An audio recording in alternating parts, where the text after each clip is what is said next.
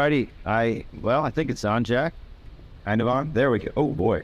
Got to do some alt-tabbing here. Give me a second. All right. And that's in control. So JC was asking, I know some of us, PHP Tech now, back in Chicago, the way it should be. How many of you have been to PHP Tech in Chicago before? All right. A lot of faces that I know. All right. How many of you have been to a PHP Tech before, but never one that was in Chicago? All right. And how many have been to PHP Tech, or this is your first time? I know John asked that, but all right. So keep those hands up for a little bit, because the people that have been here before, these are the people that you want to meet. Now, we'd say that's because, you know, they're new and we want to make them feel welcome, and that's great. We probably do want to make them feel welcome. That's a good thing. But these are also the people that you've not interacted with before, and they know things. They're solving problems in ways that you haven't solved, in ways you haven't thought about. These are the people that you want to meet, because it's going to benefit us too. We're going to learn something from the people that we've not met before. So I'm excited to be here. My job is to kind of make you excited to be here. One of the reasons I'm excited to be here is our entire team is here. So the group of developers that I get to work with every day, I get to see face to face. And I am very excited about that. I'm also excited about a couple talks that we're going to be giving. One about HTTP Tortilla, which I think is a really cool open source library that we built at Fomer, and I think is very useful. Joseph's going to talk about his experience learning and working with design systems.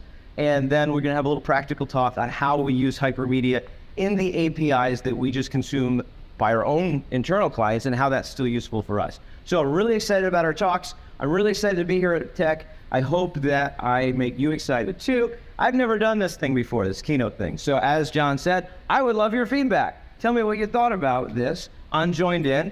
Make sure you do that for all the speakers. You'll get entered in that raffle, but it's also great for us to understand what people thought about our talk. I was in your seat, if you're a first timer, I was in your seat 11 years ago. It feels better to say 10, but it really was 11, and we're developers, so we're really specific about things. So 11 years ago, I was in your seat, but I wasn't really in your seat. I was standing in the door back there, waiting for the keynote to end as I watched the first keynote at my first Tech. And how did I get here? I met this guy. How many of you know this guy? Right. So a lot of stories start with meeting Keith Tasty. Some are good, some are not so good. But my story, I met Keith, and Keith said, you know what, you should come to this conference that he happened to also organize, because at that time he was a part of Blue Parabola, and it's in Chicago. And I said, yeah, that'd be a great idea. I'd love to go to a conference in Chicago. The problem is, I was a just starting out contract developer. I couldn't afford the ticket to PHP Tech. I couldn't afford the flight to Chicago. I couldn't afford the hotel costs, because I worked for myself. I didn't have a company to pay. So what did I do? I found a company, and I said, you know what you need? You need a part-time developer evangelist. You know what developer evangelists do? They go to conferences, and guess what the first conference we sponsored was? It was this conference. And that's how I got here in the back at that door, watching the keynote, because as soon as the keynote ended, I had to run back to my booth so I could stand behind my booth and say hi to everybody. But at least I was here in a place, as John said, I thought was valuable to be. Now, we'll come back to that probably a little bit. As developers, we are really good at modeling things. And when I say really good, maybe we're not really good. Maybe we're really bad at it, but we do it all the time. We take Bob here and we say, you know what Bob is? Bob is, he's a username, he's an email, he's some date that when his account was created, and he's an account type. Is that what Bob is? I feel like Bob is a little bit more than that. I feel like Bob has some dreams and some aspirations. I feel like Bob has an origin story. I feel like Bob has something he wants to do with his life. But we say that doesn't matter. In our mind, Bob is nothing more than a couple of columns on a table, unless you're a MySQL or a NoSQL person, then it's some properties on a document. But we reduce Bob to that. Bob's far more than a username, right? But we recognize that we model Bob in a way that is useful for us to accomplish something. Does it really express what Bob is? No, Bob's far more than that. But the model allows us to do something useful, hopefully. Even though Bob is far more than just a username. In fact, usernames are pretty silly anyway, aren't they? So we say, you know what? We have an email address. We don't need that username. We're going to drop the username. We're going to use the email instead. And then we realize that relationships are difficult and they're complex, and not those kind of relationships, but relationships between tables are difficult and complex too. And we say, instead of account just being an enum, account's going to be a different kind of table. We're going to have some type of migration script that takes our data and it reforms it in a new way, because we've decided that we want to remodel how we look at Bob. We do that all the time, right?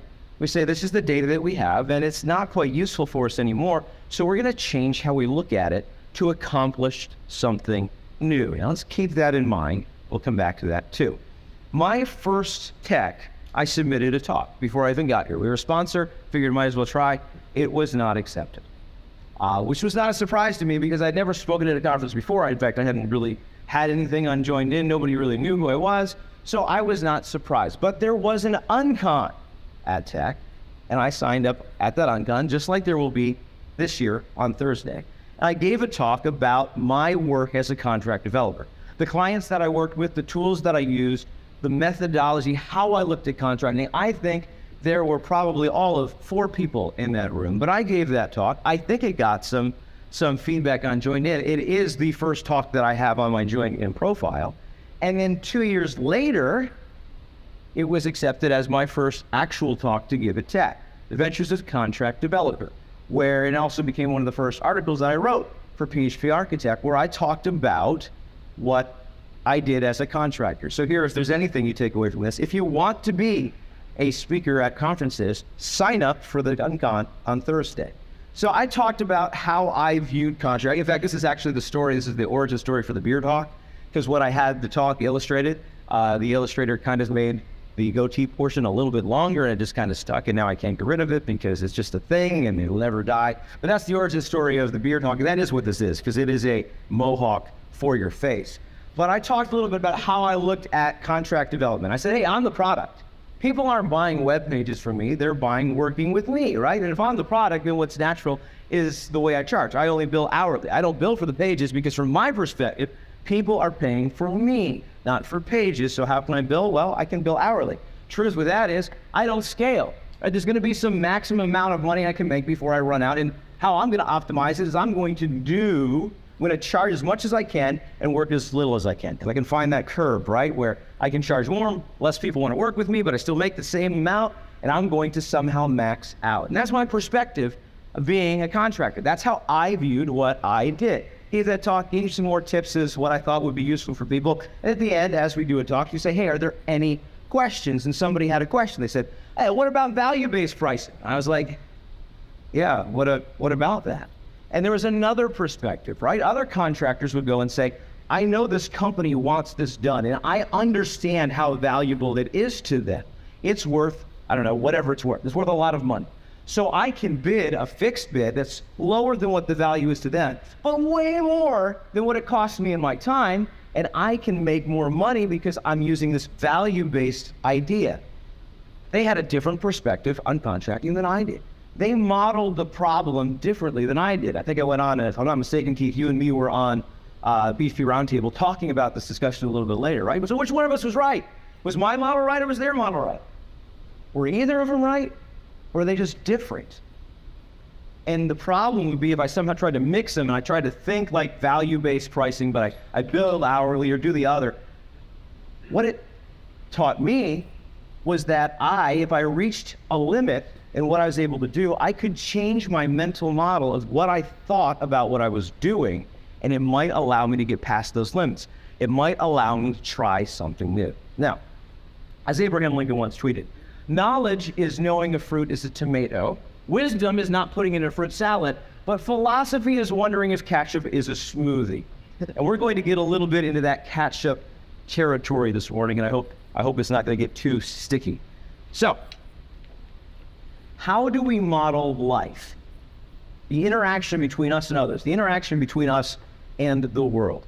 You may say that's a bit of a big question, and it is a bit of a big question. So we'll kind of focus it down after a while to how we look at it specifically to our code, to our career, to our community. But before we do that, we'll talk about in general, what's it like?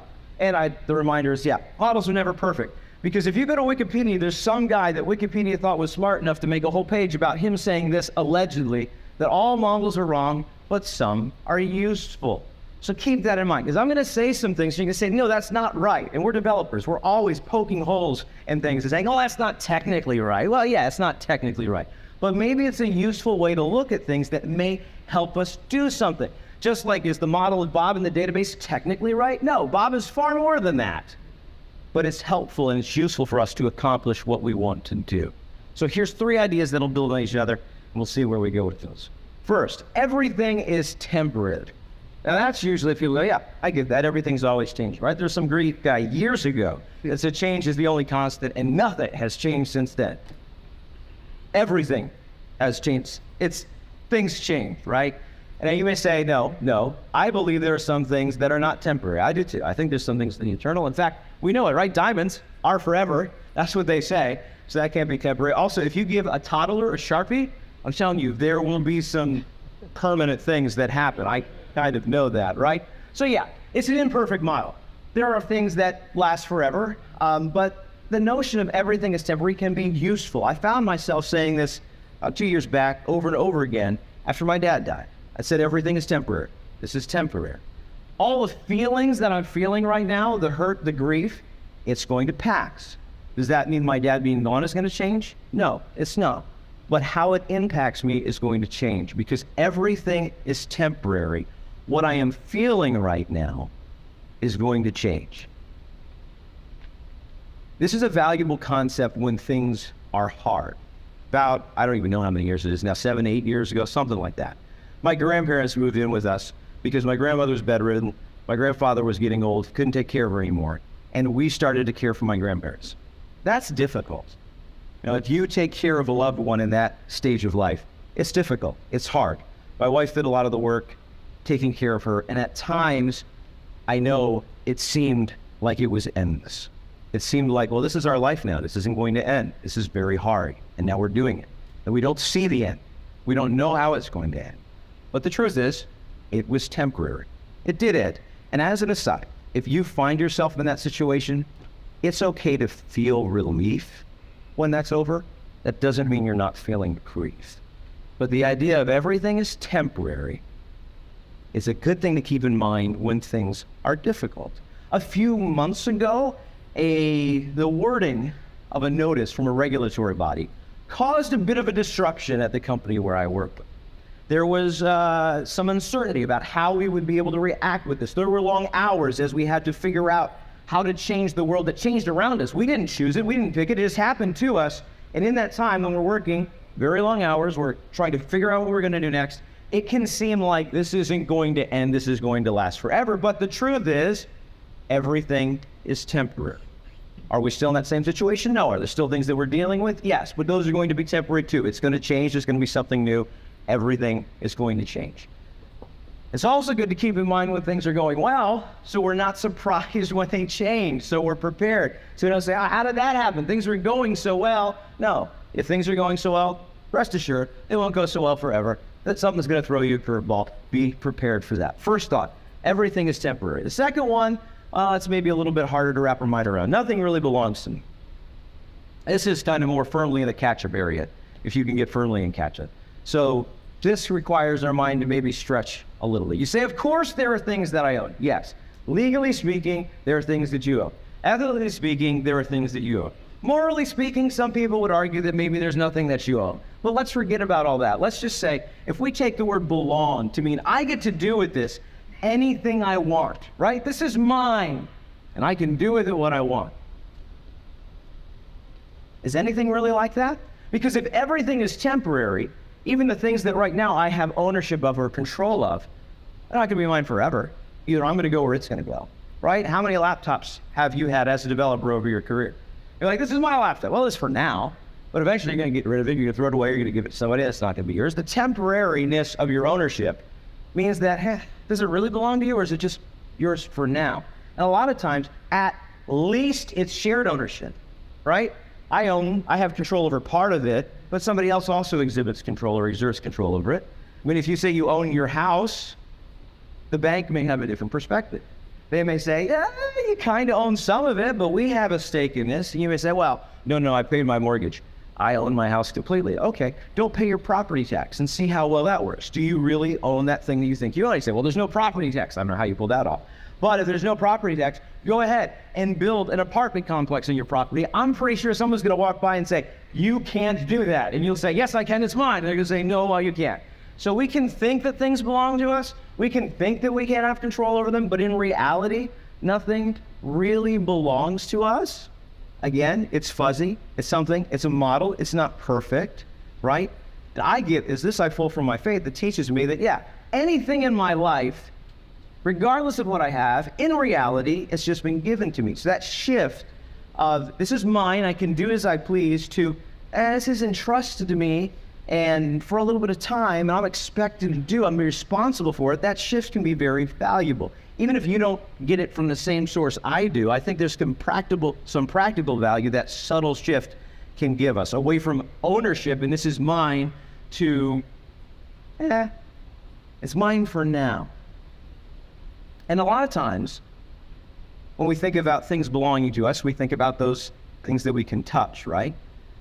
But what about relationships? What about your job? What about the community? As John mentioned, the team that started this conference sold it, right? My first conference here, when I was at that sponsor booth, I was next to a group of developers who were developing this product called Mojo Live. And the next year, they then owned this conference. And now, John and Eric own this conference. So we see that each one of them had ownership over it, but it was temporary, just like the ones that were before then. And you'll find that I am no longer in that booth out there. I'm actually in a booth here, but that's different. I'm not selling anything. We have the team here. It's just for us to see you and talk with you and engage with the community. But I'm now the manager of the development team at PhoneBurner. I have absolutely no idea what it means to be a manager. I'm a developer, but somehow I'm there. I'm trying to figure out what that means. The one thing I'm pretty sure it doesn't mean is that team is mine and I can do with it what I want, right? That is not what it is at all. That team has been entrusted to me. I have responsibility over it, but it's certainly not mine. And the story how I got from behind that booth all the way to where I am now back at this conference giving this talk, I decided to get out of DevRel because I want to spend more time with my growing family. Like I mentioned, my grandparents were living with us. My in-laws had health issues and they moved in to live with us. And I had, at that time, I think we had 5 kids. And I was like, I should probably be home more. So I got out of DevRel and I went to work with a former client of mine because I was doing DevRel as part-time as a contract developer. So I had clients I was doing code for on the side. And they had a good idea and they finally got some funding. So we're like, we're going to do this thing. So I went to work for a startup for a year and we ran out of money. Exactly, right? At that point, I remember walking around and thinking, as I counted in my head all the people that relied on me having a job, at least from my perspective. And all of a sudden, the things that I thought I had, right? The house that we were building on an addition so we could take care of my grandparents better. The food that I put on the table to feed my kids. It didn't seem like I had too tight of a grip on it anymore when I was looking at the fact that I had just been told we can't make payroll in 2 weeks, right? And I would have looked at those things and said, oh yeah, those are mine. But all of a sudden, the fact that they could be taken away really quickly became very apparent. So I reached out to a developer that I met at this conference. And I said, hey, I hear PhoneBurner is looking for some developers. And he said, yeah. I said, well, are they interested in some part-time work? Because at that point, I'm thinking, if I just get a little bit further, I think we'll be able to get some more funding and I'll go back to the startup. And they're like, no, we're not interested in part-time. So 2 weeks later, I'm like, hey, how about full-time? Are you interested in full-time? Because I, too, myself, am now interested in full-time. And then we talked a little bit. 2 weeks later, I had a job at PhoneBurner. And that then led to me being here. But a year after I got that job at PhoneBurner, my grandfather died. That wasn't really surprising to us. He was in his 90s. It was a little unexpected. We thought my grandmother would pass first. But he died, and then a year after he died, my grandmother died, and that was neither surprising nor unexpected because of the disease that she had. But then a year and a half after that, my dad died. And that was surprising, and that was unexpected, because he was fine, and then 2 weeks later, we were in a hospital saying goodbye. And at that point, the idea that that relationship didn't even belong to me, right? I couldn't control it. It was something that I had, kind of temporary, something that I had no control over when it was going to start or when it was going to stop. That's why, after that happened, the 2 things I was saying over and over again, everything is temporary. Nothing really belongs to me. I need to have a different perspective on life, because if I think it's mine, it's going to taken away. And then what am I going to do? The next step here, if everything is temporary and nothing really belongs to me, then success can certainly not be what I have. Success has to be something else. Success can't be having the car, having the boat, having this, having that, having cool things. Success must be, well, that's weird. I don't know what's going on there. Apparently, we're skipping the part that says success is what I do, not what I have. I'm not sure why. Does it? No? Okay, I'm sorry about that. But anyway, if everything is temporary, nothing really belongs to me, then I need to model success different. Success needs to be not what I can acquire, but what I do. And you can say, well, is there a word for that? And there is. It's an old word. It's a word that's called stewardship. It means to manage, to look after something that's been given to you. It doesn't really belong to you, right? It's temporary. It's been given to you. And then the expectation is you do a good job with it. And success is then the measure of how well you did that. No one evaluates a steward on what they have because it's not theirs. It's just been given to them. A steward is evaluated on, well, what did you do with what you had? And to maybe illustrate this point, there is an ancient parable, which we will modernize a bit to give it a little bit of fun this morning. I feel like we're a little still sleepy, so maybe this will bring some smiles. Once upon a time, there was a businessman who was going on a sabbatical, right? So he's heading out. He's got some money to give to some of his employees. We will call them stewards for the purpose of this. And to one, he gives $1 million. To one, he gives $500,000. And to one, he gives $200,000. So the first one finds some socially responsible businesses that are really engaged with either their communities online or in person and says, I'm going to invest in those businesses. The second one fires up ChatGPT and says, hey, I'll be your human agent. Write me 10 business plans with a budget of $20,000 apiece, and I will just execute whatever you tell me to do. And then the third one goes out and buys one of those 30-gallon plastic drums. And I know you're thinking, and he turns it into a watering device for his livestock, and he develops an entire ecosystem of high-tech applications for the modern homesteader. No, he does not. He withdraws the money from the bank, puts it in plastic bags, throws it in the barrel, and buries it in the ground. After a while, the businessman comes back. And he says, well, what'd you do? The first one, turns out that brands with that passionate following paid off. She doubled $1 million.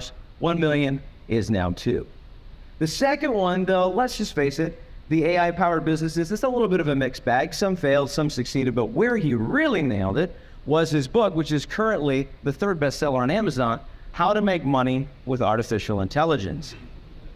It's third behind 2 other books, which I think you can guess what those books are about. And because of the sales of that, he has doubled his $500,000. But the third had done nothing. Just dug up the $200,000 and said, here's what you gave me. The businessman promoted the first to be head of developing markets, the second to be head of the AI division, but the third, he said, well, you could have at least given it to the bank and I could have had something. Why did you do nothing with it? And his answer is, well, because I was afraid. Afraid of what? The moral of the story here is that the important thing wasn't who had what. The important thing wasn't that the first employee had $1 million and the second had $500,000. The important thing is what they did with it. Because it wasn't theirs anyway. It was something that was entrusted to them temporarily, and their job was to increase its value. So the third one looks and says, oh, too much pressure for me? I can't handle it. I don't want to use it. I'm just going to put it away. Or maybe he looks at it and says, they got 500. They got $1 million. I only got 200,000. There's nothing I can do that's going to be important anyway, so I'll just give up. I just don't do anything with what I have because I see what other people have and they have more than me, so I might as well do nothing. I don't know what the motivation was, but whatever it was, didn't do a thing. So when it came down to it, when the businessman comes up, there's nothing for him to provide because he just looked at it as, I'm just going to keep this myself and protect it. He had a very, shall we say, ownership mentality where this is mine, not going to let anybody else touch it, not going to do anything with it. And in the end, that meant he wasn't able to accomplish anything with it.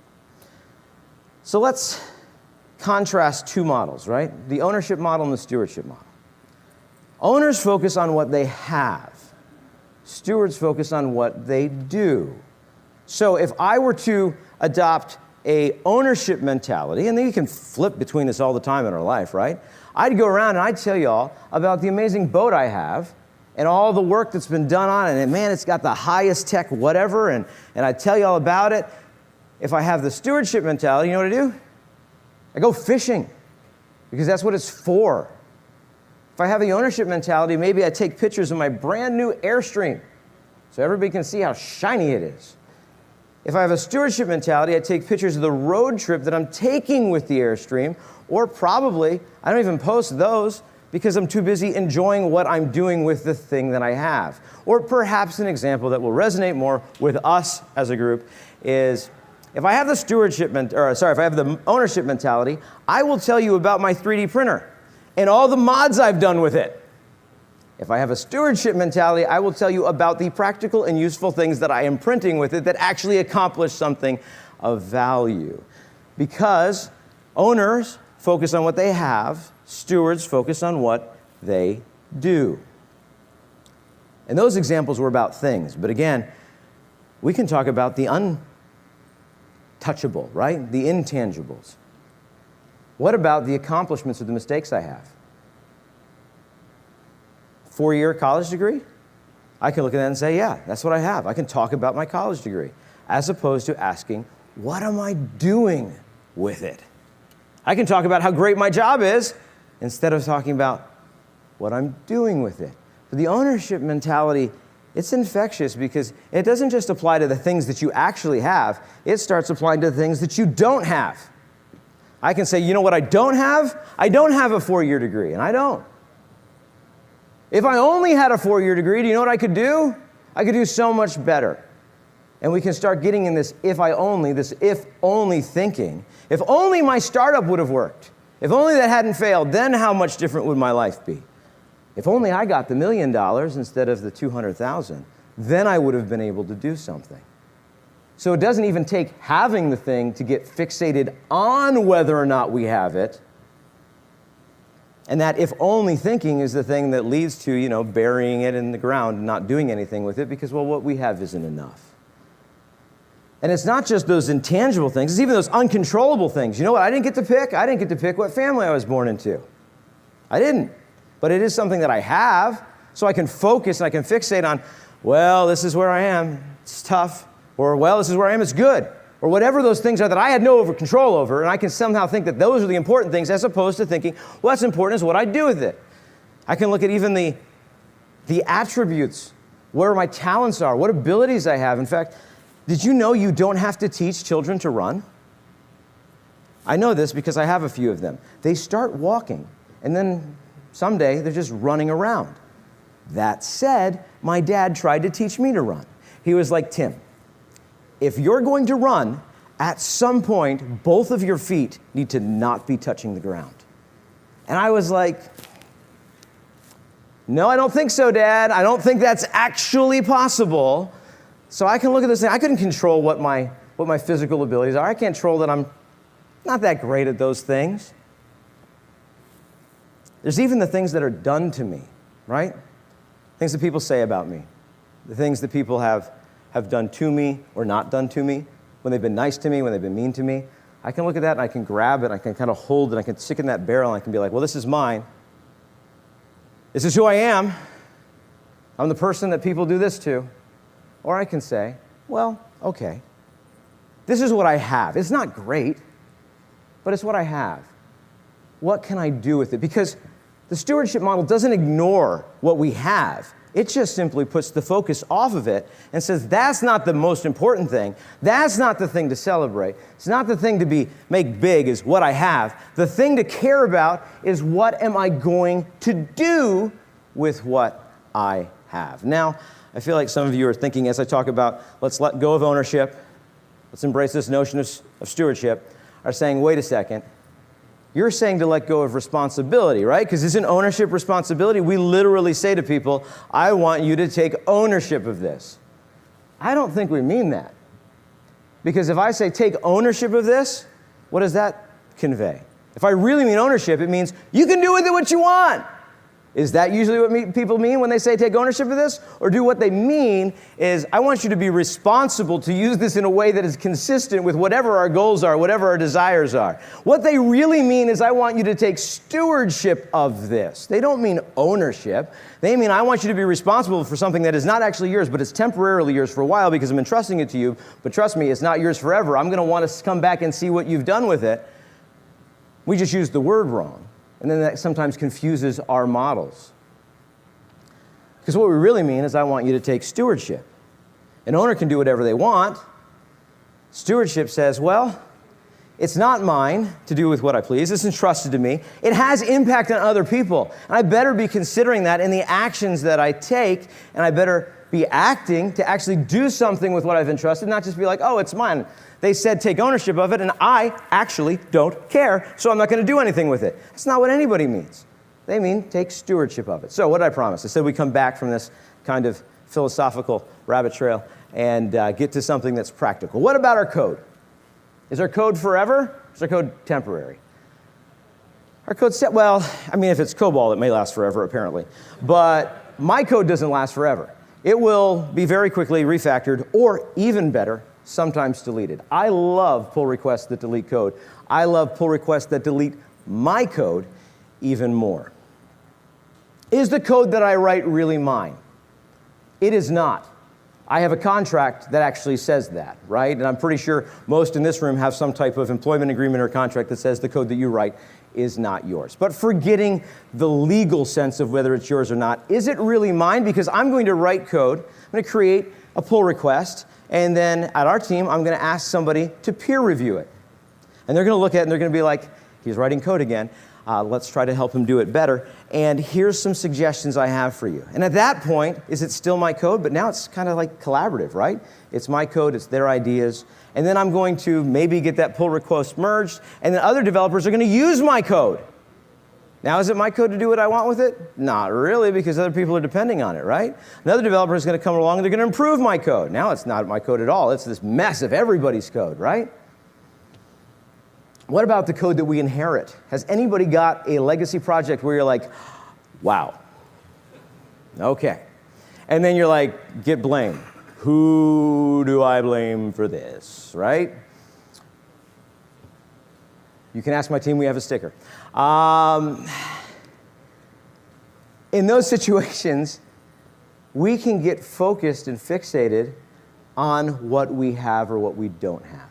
We can say, man, if only we had a better library in this legacy code base, then what could we do? Or if only this crazy code wasn't littered through this entire code base and impossible to rip from it, then we could make progress. Or we could say, hey, it's mine, it's been given to me, and what I'm responsible for is not what it is, but what I'm responsible for is what am I going to do with it? How can I make it incrementally better so the next developer who's going to inherit my code doesn't have to hit get blame as often as the last? We can write some new code, get a peer review, and say, well, they just told me my code is bad. And now I have bad code. Someone said you wrote stuff and it's not good. In fact, you may be in a talk this week where someone put something on the screen and they're like, now that's an example of something you shouldn't do. And you may say, wow, that looks like something I actually did just yesterday. And you have this realization that someone's saying the code that I write is bad. I can either really own that, make it mine, and say, does that mean I'm a bad developer? Should I even be a developer if I'm writing this code? Or is the question, what am I going to do with that realization? Am I going to take it and say, hey, I want to understand more why that's a bad thing to do, so I don't do it again. I want to use this to grow. Who's ever pushed a bug to production? Don't worry, the camera's on me, not you. Okay, all right. So when we push a bug to production, we can either say, oh, I'm terrible, what have I done? No. The question isn't what do you have, and what have you just done? The question is, what are you going to do about it? Hopefully the first thing you do is fix it, right? And then figure out what was wrong with the process that let that thing go through. Because success isn't the state of the code base that I work in, it's whether or not it's getting better. Success isn't whether or not I write great code all the time, it's whether I'm learning from it. Because even if I'm writing code that nobody's telling me is wrong, I can definitely learn from my code. Success isn't not pushing the bugs to production, although we don't want to do that, but success is how we respond to it when we do that. That's how we look at it from a code perspective. What about our career? Are our jobs going to last forever? I mean, I think gone are the days of you work 40 years for a company and then get a gold watch, right? And is it yours? Not really. It's definitely a shared agreement between you and your employee, right? Or employer. So it's not yours. It's going to be temporary. What do you do if you're in a job you don't like? You can leave it. You can make those mental lists of this is what I don't like, this is what I don't like. Here's all the bad things about working here. And you can focus on what you have. Here's all the things that are wrong with my team, with this company, with management, with whatever it is. Or we can say, hey, this is what I have. I have a bad situation.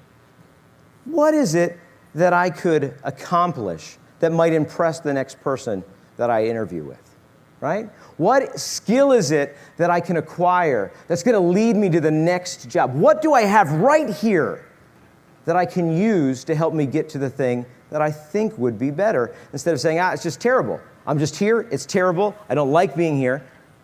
A steward would say, well, it's not a good set of things to work with, but what can I do to get to where I want to be?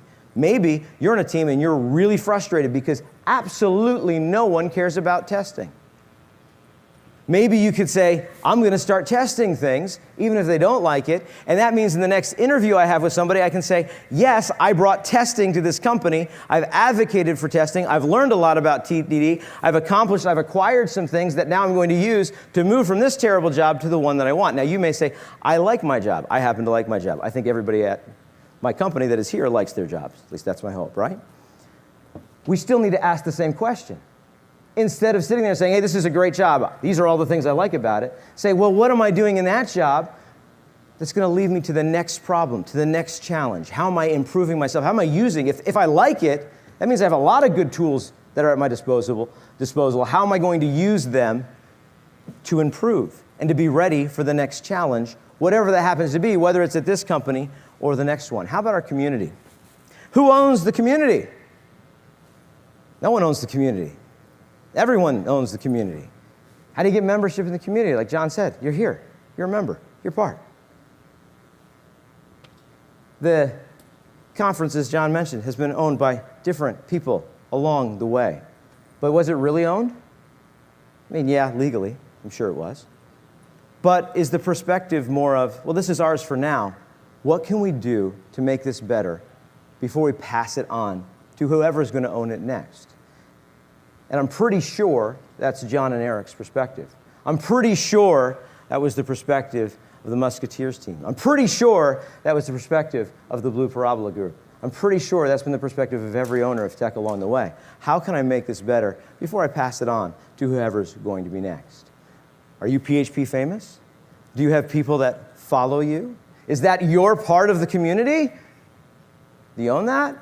Or is the question, what am I doing to improve that? What am I doing to look after my part of this community? Because the important thing is what you do with what you have. Now, we're going to go to the yak-free zone. Who knows what yak shaving is? Wow.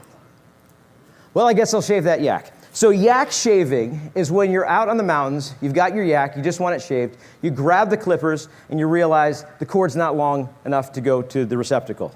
And you say, all right, I'm going to grab my extension cord. So you grab your extension cord, you plug it in, and you're like, the end of this extension cord is frayed, and I can't use it, so I have to repair it. So you go to the drawer where you have all of your electrical tools, and you try to open it, and it doesn't open. So you grab the can of WD-40, and you go to spray it to open up, and the can of WD-40's out, and 2 to 3 hours later, you find yourself at the auto parts store buying a lighter and 5 gallons of windshield wiper fluid, and the cashier says, "What are you doing?" And you say, "I am just trying to shave my yak." So yak shaving is that thing where we want to apply something that we've learned, but as we try to do it, we realize, oh, I can't do that because I have to do that, because I have to do that, because I have to do that. And there may be some times that you're to talk and you're like, love to do that, but can you imagine all the things we have to change before we can? I want to take this talk and say, let's make it as yak-free right now as possible, and let us talk about how we can apply this to this moment. Is this my keynote? Do I own it? I mean, I could, in my mental mind, I could put it like on some trophy shelf and be like, keynote at PHP Tech, got it. But the truth is, success wasn't having this selected as a talk. Success is what I do with it, right? And really, it's not even mine, is it? It was entrusted to me by John and Eric. So we could say, oh, the keynote's John and Eric's, but is it? Because really, didn't you kind of entrust it to them as you bought a ticket to come here? So is it your keynote? I don't know. How many of you were working on this keynote? Right? How many of you spent the past 2 months working on this keynote right here? So it is for sure in some way mine, but it's really yours, and it's really John and Eric's. But right now, there is very little more I can do to add any value to this keynote. What I can do is done. It's almost gone. My ability to make anything more valuable here is slipping from my hands into yours. So now it really is your keynote. You have it, you've listened, you've heard. The question is, what are you going to do with it? I'm sure there are things that I've said that have resonated with you. You're like, I like that. Probably things that I've said that you're like, I don't think I like that either. I can't imagine that you agree with everything I've said. But if it's going to be valuable for you, you're going to have to do something with it. You're going to have to challenge the way that you think. You're going to have to let it have some impact on you. And that's true for all the speakers in this room. They've worked on talks. They've prepared them. They put slides together. They put examples. They've practiced. They've done all that they can to add value to what they're doing, and now they're going to try to pass it to you. So the question is, what are you going to do? What are you going to do with what you have? Each one of you probably has a badge, right? You can look at the badge and you say, look at this. I made it to PHP Tech. I've always wanted to be to PHP Tech. And you can look at it as an owner.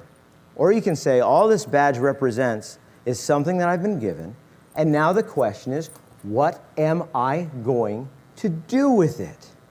It's not about having the ticket to tech, it's about what you're going to do with it. So open up the schedule, open up the program, crack open your laptop, pull up, see what talks are relevant to you, see what talks are relevant to what you're doing, see what talks are relevant to what you want to be doing. When you're in the talks, ask the questions. This is the opportunity that you have. You're going to not have this opportunity again. There's going to be someone gives a talk and you're going to be like, hey, I think I have a question, but I'm afraid.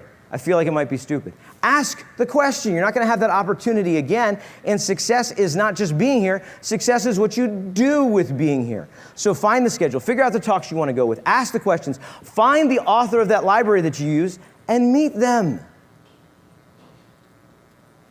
And maybe you're not here, right? Maybe you're watching the live stream because you couldn't make it. You could focus on the fact that there are many people that are in this room and you are not.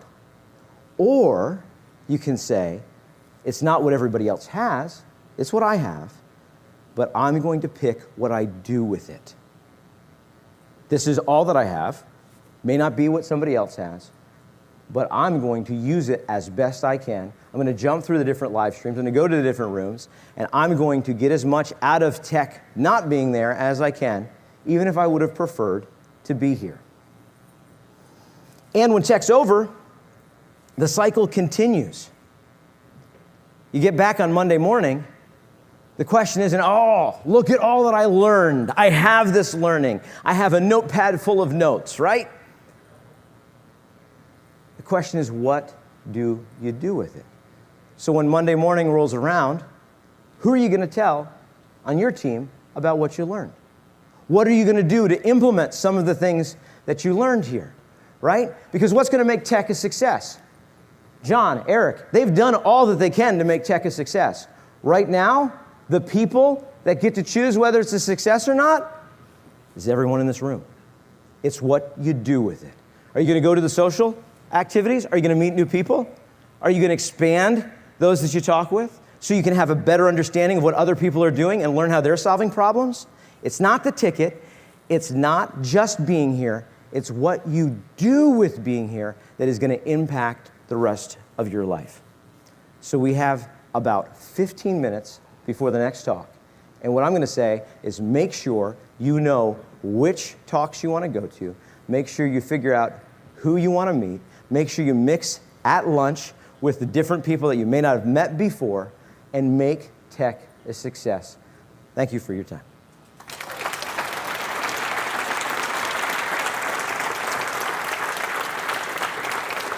Oh, and rate the talk on Joined In for me and all the other speakers. I think you're dismissed. You don't have anything else, John? Nope, we're good. All right.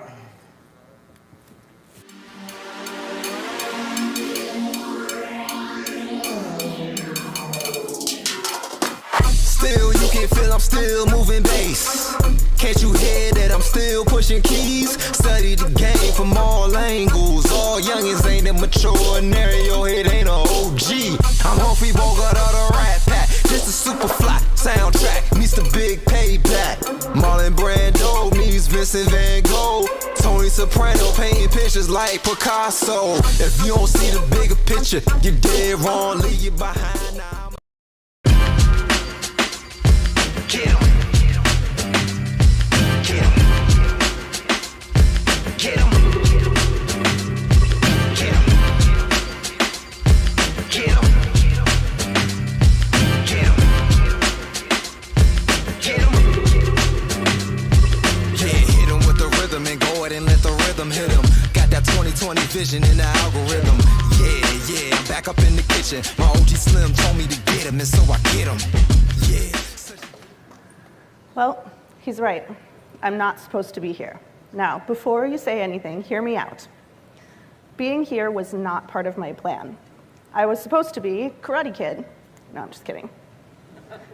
I was supposed to be a research scientist. I have wanted to be a research scientist ever since I was a little kid, as you can see. I love doing experiments. I designed my own and did them for fun, and I definitely never ever wanted to be standing up on stage in front of a room full of people staring at me. Definitely not part of my plan. Back in high school, I took every science class I possibly could. I took biology, chemistry, physics, genetics. I loved every single one of those classes. And I was on track to head off to university to be a research scientist. Everything was going according to my plan.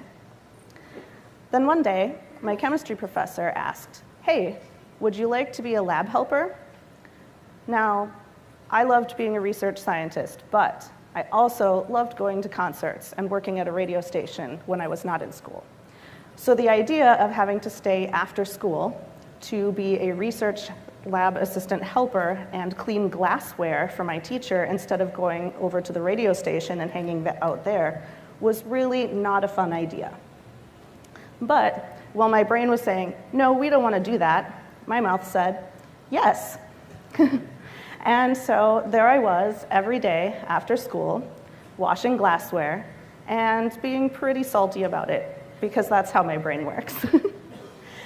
So after that, I was sitting there one day, and it was pretty a monotonous job. I mean, washing glassware is not exciting. But one day, something strange was happening in the lab. There was a new person in there, and they were messing around with my teacher's computer. And of course, I was intrigued. Hey, what you doing? And he told me they're hooking the computer up to the internet. Yes, I am that old. So I was like, the internet? I've heard of this, but I had never seen the internet before. So I begged my teacher. I said, listen, I'm coming in every day after school to wash this glassware for you, and you're not paying me. And I don't buy your "it looks good on a college application" excuse. This is free labor. I want to use the internet. And he agreed. I could have 15 minutes of internet after my shift each day. Now, for those of you who remember back in the day, that is not enough time on the internet. For very different reasons than that's not enough time on the internet nowadays. So what I would do is every day I would choose one web page, and I would enter the URL at the beginning of my shift, and 1 hour later it would have loaded, and I could look at it for 15 minutes. And while this doesn't sound very amazing by today's standards, this was pure magic. I loved it. Working at a radio station, I was always trying to find out what was happening with bands before everyone else. And so very often I was loading up record company websites so I could get all of the news before everyone else got their postcard in the mail. So it was very exciting. But as I said, I was going to be a research scientist. So off I went to the university. When I got to university, I, again, signed up for a very heavy load of science classes. I had long lectures and even longer lab sessions. I had 4-hour labs every morning and every afternoon. But I was also a broke college student, so I needed a job. And I had a very small window of when I could work, so as not to interrupt my lab schedule. So I went down to the career office and I said, hey, I need a job in a lab, and it needs to fit into these hours. And they looked at me and they said, great, you can head down to the computer labs and get started next week. And I said, no. That's the wrong kind of lab. That is not the kind of lab that I work on. And they said, well, all the upperclassmen took the research lab positions, so this is the only lab job we have for you, and it's the only job we have that fits in your schedule. In my head, I was like, well, okay, I'll just go out and I'll start talking to people. I'll find a job in a research lab. It'll be fine. But my mouth said, yes, I need this job. And so now, all of a sudden, I'm working the night shift at the computer labs. I spent my late nights from 10 p.m. until 3 a.m. helping people frantically finish their papers for the next morning. I taught them the wonders of the undo button when they had accidentally deleted paragraphs of text. And I spent a lot of time cleaning viruses off the computers. One of my favorites, I don't know if you remember, was the stick out your tongue virus. It had, back in the day, we had CD drives that opened and closed on the desktops, and all of a sudden, someone would be sitting there working on their thing, and the CD drive would start opening and closing, and they make the loudest clacking noise because it had a door. So it would push the door open, clack, and then it would go back and the door would go slam, and they would begin panicking. It was hilarious every time for me. I'm not gonna lie, it might have been me sometimes that gave them that, but but anyways, so I had a fun time in the computer labs, but it was definitely not what I wanted to do. Then one day, my supervisor sat us all down at our staff meeting and said, okay, everybody works in the computer labs, we all provide tech support, but guess what? We're gonna start doing something new. We are gonna start teaching computer classes. No, I'm not a teacher. That's not what I do. I want to work in a lab by myself. I do not want to teach people how to do things. But they asked for volunteers to take the courses that they were developing to see how they looked and give them feedback on how the courses went. And while everyone else was, feigning excuses about lots of homework and exams and whatnot, I forgot to not say yes. And so I was signed up for an intro to HTML class for 3 weeks. I took the class, and I learned how to change the background color on a page. I learned how to put text on a page, and then I learned how to change the color of that text. It was very exciting. But what it showed me was I can build something, and I can make it do what I want, and then I can put it up on the internet, and anyone in the world can see it. And this was a very intriguing idea to me. So I started studying outside of class. I started learning everything I could about HTML. I learned how to do links and tables and frames and all the things we will never ever do again. But back in the day, that's all we had. And I set up a band website because I was still super into going to concerts and super into bands, and there wasn't really a good search engine back then. And so I set up a band website, and I listed every band I could ever think of, and how to get in touch with them, how to book them, And I actually got a decent amount of traffic on my site.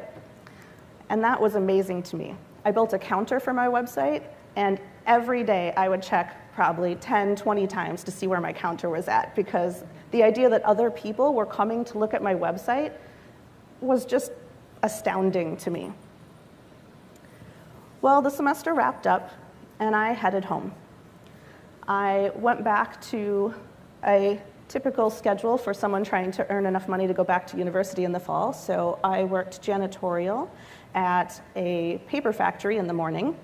I nannied for 2 kids in the afternoon. And then I worked janitorial at a power company in the evening. So Monday through Friday were extremely long days, but it left my weekends completely open to travel around and go to concerts every weekend.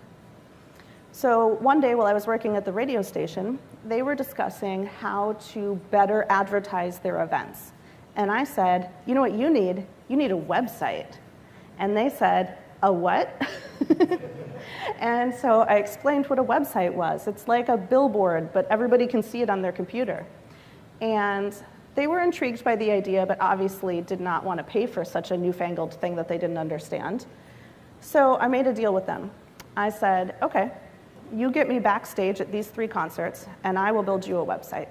And they agreed.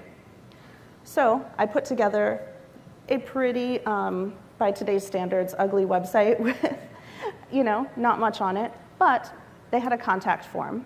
I built them a way to add items to the schedule without having to know any programming, and I had those scheduled events auto-expire after they were done and fall off the website, so it was pretty easy for them to maintain. And we put it up, and they were pretty happy with it. I finished up summer, and I headed back to university. This time, I went to the Career Center right away, and because I was an upperclassman now, I was able to get a job in a research lab. So I called my supervisor at the computer labs, and I said, okay, I'm cutting back on things. I can't help with the classes anymore. I can only do my nighttime shift. I really wanted to give up my nighttime shift also, but the research lab does not pay as well as the computer labs do, and so I needed the money. And so I kept my job in the evenings. It didn't quite make up for how much money I was going to be losing, but at least it helped. Then I got a phone call from a funeral home, which is never a phone call you want to get. And they had heard from someone they knew who worked at the radio station that I had built them a website. And they wanted a website too. And they wanted to know if I would build them one. Well, obviously I didn't want to because I had a full load of classes, plus I was working 2 part-time jobs now just to have enough money.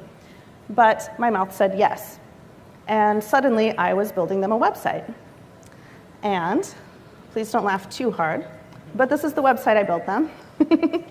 I made some very stylish buttons for them and put a cool fake frame around their photo of their location. Back in the day, we still did the coming soon. I'm not sure if they ever took that off after I built it for them, but there you go. It stayed for a long time in the Wayback Machine, at least a year. And so I built them a website. It was pretty simplistic, but it was what they needed at the time. And they paid me for it, which made me happy. So back to my grueling schedule I went, and a little later I got another phone call. It was someone who knew someone who worked at the funeral home, and they wanted a website. And by, I started building up a pretty sizable side gig of doing these websites, which helped cover the difference in pay for my computer lab time, and it worked out really well. Now, around this same time, I was, as I said, working in a research lab. Now, I loved working in the research lab until all of a sudden I didn't. About 20% of my time was spent in the lab, and I loved every second of that 20%. But the other 80% of my job was writing up paperwork, proofreading articles to publish. It was doing grant writing, which I really, really hated. And also attending events with donors to try to convince them to sponsor our projects. And I really, really hated that. Because as I said, talking to people and being up in front of people, definitely not in my plan. That was not something I ever wanted to do. But I was always going to be a research scientist. But I didn't know how I was going to get by only liking 20% of my job. Now, don't get me wrong, I was raised in a very realistic household where your job is not supposed to be fun. That's why they call it work. I don't know if anybody else's parents told them that all the time. So I didn't expect it to be fun all the time, but I felt like 20% was a really low percentage. Meanwhile, my website work, I liked about 80% of that because I still had to invoice people, and that's asking for money. And again, I hate that. So still didn't like that part of it. But 80% was a much better percentage than 20%. And so I thought, I wonder if I can do this for a living. And so I took a look at the schedule. My university was a few years away from having web programming degrees. But I went to the computer science department because our university did allow you to build your own major if you could get a department to sponsor you. So I went to the computer science school and I talked to a couple of the department heads and I said, hey, here's what I want to do. I want to build a major. I want to take the web programming classes that you have, and I'll build in a couple of other classes, maybe a couple graphic design classes, things like that, and build out this custom web design major. They said absolutely not, because web design is a fad and it will go away. And so they're not going to waste time with doing that. So the only other department I could possibly think of that would have anything to do with web design was the graphic design department, which was in the School of Art. So I went to the graphic design department and I said, hey, I want to be a web designer. It has some stuff to do with graphic design, although that was not my forte. But I said, could I take your graphic design classes, add in some of these programming classes, and build my own major? They said, sure, absolutely. So I was going to have a web programming degree with a focus in graphic design. And that sounded great. About a year later, the head of the School of Art retired, and a new head came in, a new dean. This new dean was very much focused on the traditional art degree and was not at all interested in having other degrees that did not have a fine arts focus. All of the degrees now were going to be a traditional fine arts degree with a focus in the department you were majoring through. So this meant that my web design degree, or my web programming degree, was now going to be a fine arts degree with a focus in graphic design. That was not what I wanted. What I wanted to do was programming. Also, changing my major to this way, to a traditional art degree with a focus in graphic design, meant that my programming classes would now be electives. And taking classes as electives meant that everyone who was in the School of Computer Science would get first dibs. Anyone whose classes were major specific would get the next registration. And then those of us who are taking it as electives would never get into the class. And these classes were very popular at the time. And so I knew it would take me years to get the classes I needed. Not only that, but could I get a job doing web programming if I have an arts degree? So I went back to my dorm room, and I was hanging out with some friends, and I was venting about the university's policies and what I thought of them. And my friend looked at me and said, "Don't you do websites on the side?" "Yeah." "Well, don't people pay you for it?" "Yeah." "So you already have a web design job." "What?" "No, I mean, well, I guess kind of, right?" So I started thinking, I do kind of have a web design degree. And he looked at me and he goes, "You have 2 years of a job experience. Just apply for a job." And I was like, I can't do that, right? I have to have a degree that says I can do this. Otherwise, no one will hire me, right? He said, "No, just apply for jobs." And my brain was coming up with all sorts of reasons why this was not going to work, but my mouth said, "Okay." And I started applying for jobs. After about 2 weeks of grueling interviews, with all sorts of people who I questioned whether or not they actually knew anything about websites, or maybe I just didn't know anything about websites. I ended up with 2 job offers. And I took a look at my schedule, and I realized I had come into the university with a large number of credits in Spanish. And Spanish was going to be a secondary major for me, but I had enough credits to make it my full major.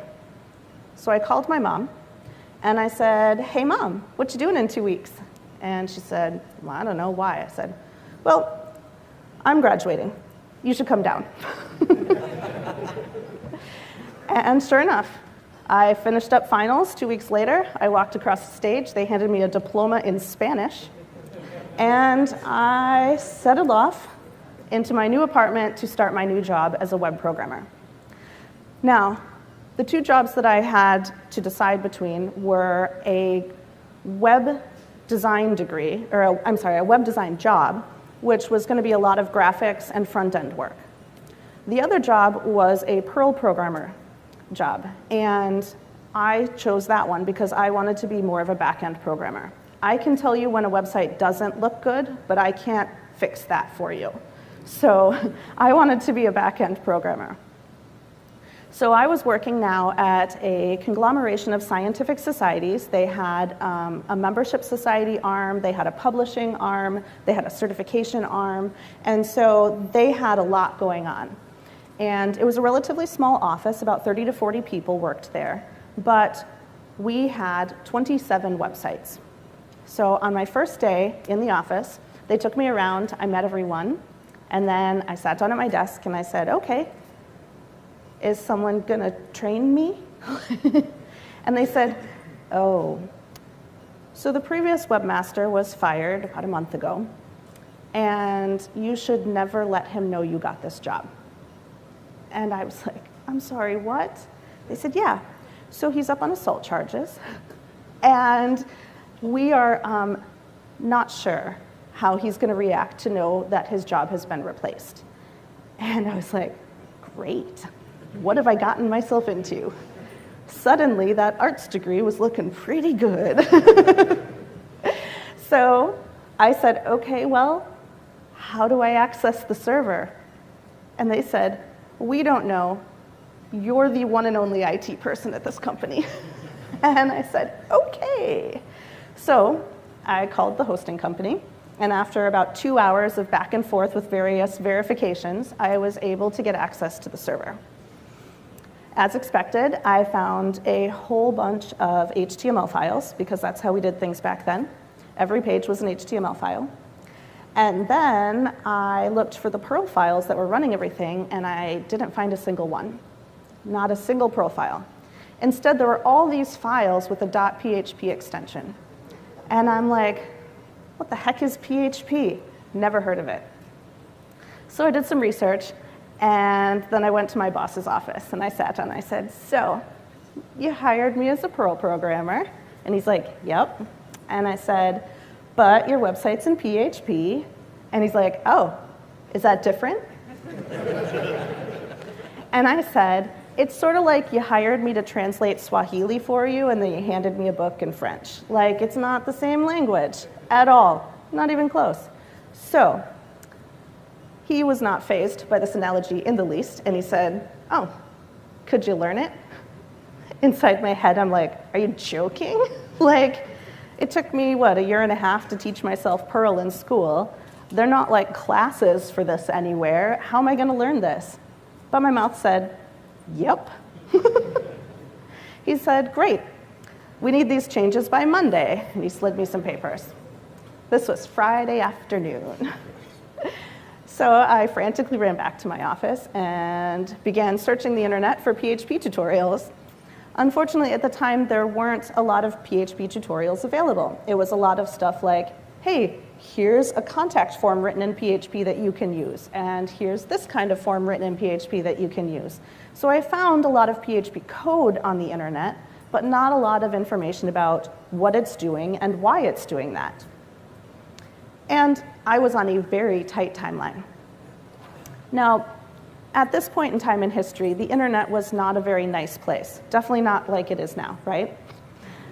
So I was loath to go online and ask strangers for help, but I was on a timeline. And despite the fact that my brain said, don't do it, it's just going to lead to pain. This way leads to madness. My mouth said, sure, let's do it. And I popped into a chat and I started asking some questions. I braced myself for the onslaught of stupid noob comments and you're too dumb to learn this because you're asking these questions, but it never came. These people were nice, and I had no idea where they came from. They helped me with all of my questions in a nice, supportive way. They not only answered my questions, but showed me where I could find more information, the correct information, because the internet is full of wrong information as well. And so I asked a few more questions, and they were still nice.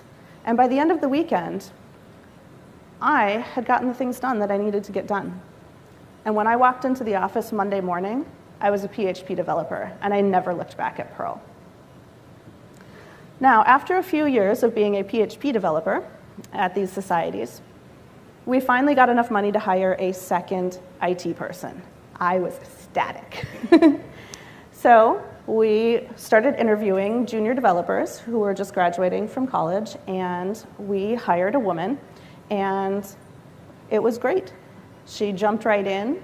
She knew a ton of things that I didn't because she had been at university much later than me and was less self-taught than me, so she knew a lot about more the academic side of programming.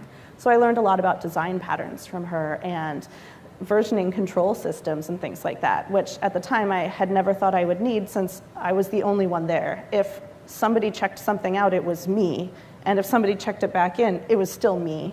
So, but she completely changed the course of our programming at the societies. And then one day she said, hey, you should come with me tonight. I'm going to the user group. And I said, what's a user group? And she told me it's a group of PHP developers that get together once a month, and they talk about what they're doing, they talk about new stuff they've learned, and they help each other with problems that they run into with coding. Now, I do work all day long, and then I was actually still doing my side gig of websites in the evenings to make a little extra money. So I worked a lot, and I was really not interested in spending more time doing work things. So my brain was saying no, but my mouth said, okay, and off I went to a user group. Now, this user group was fantastic. These people were awesome. I learned so much. It made me so excited about the programming I was going to do the next day. It was an awesome shot in the arm every month. And it helped build a network, which was really great, because then when I ran into an issue with a certain piece of software, it was like, oh, I think so-and-so was working on this too. Let me see if they've run into this bug. And it made this whole community locally that we could tap into, and it was great.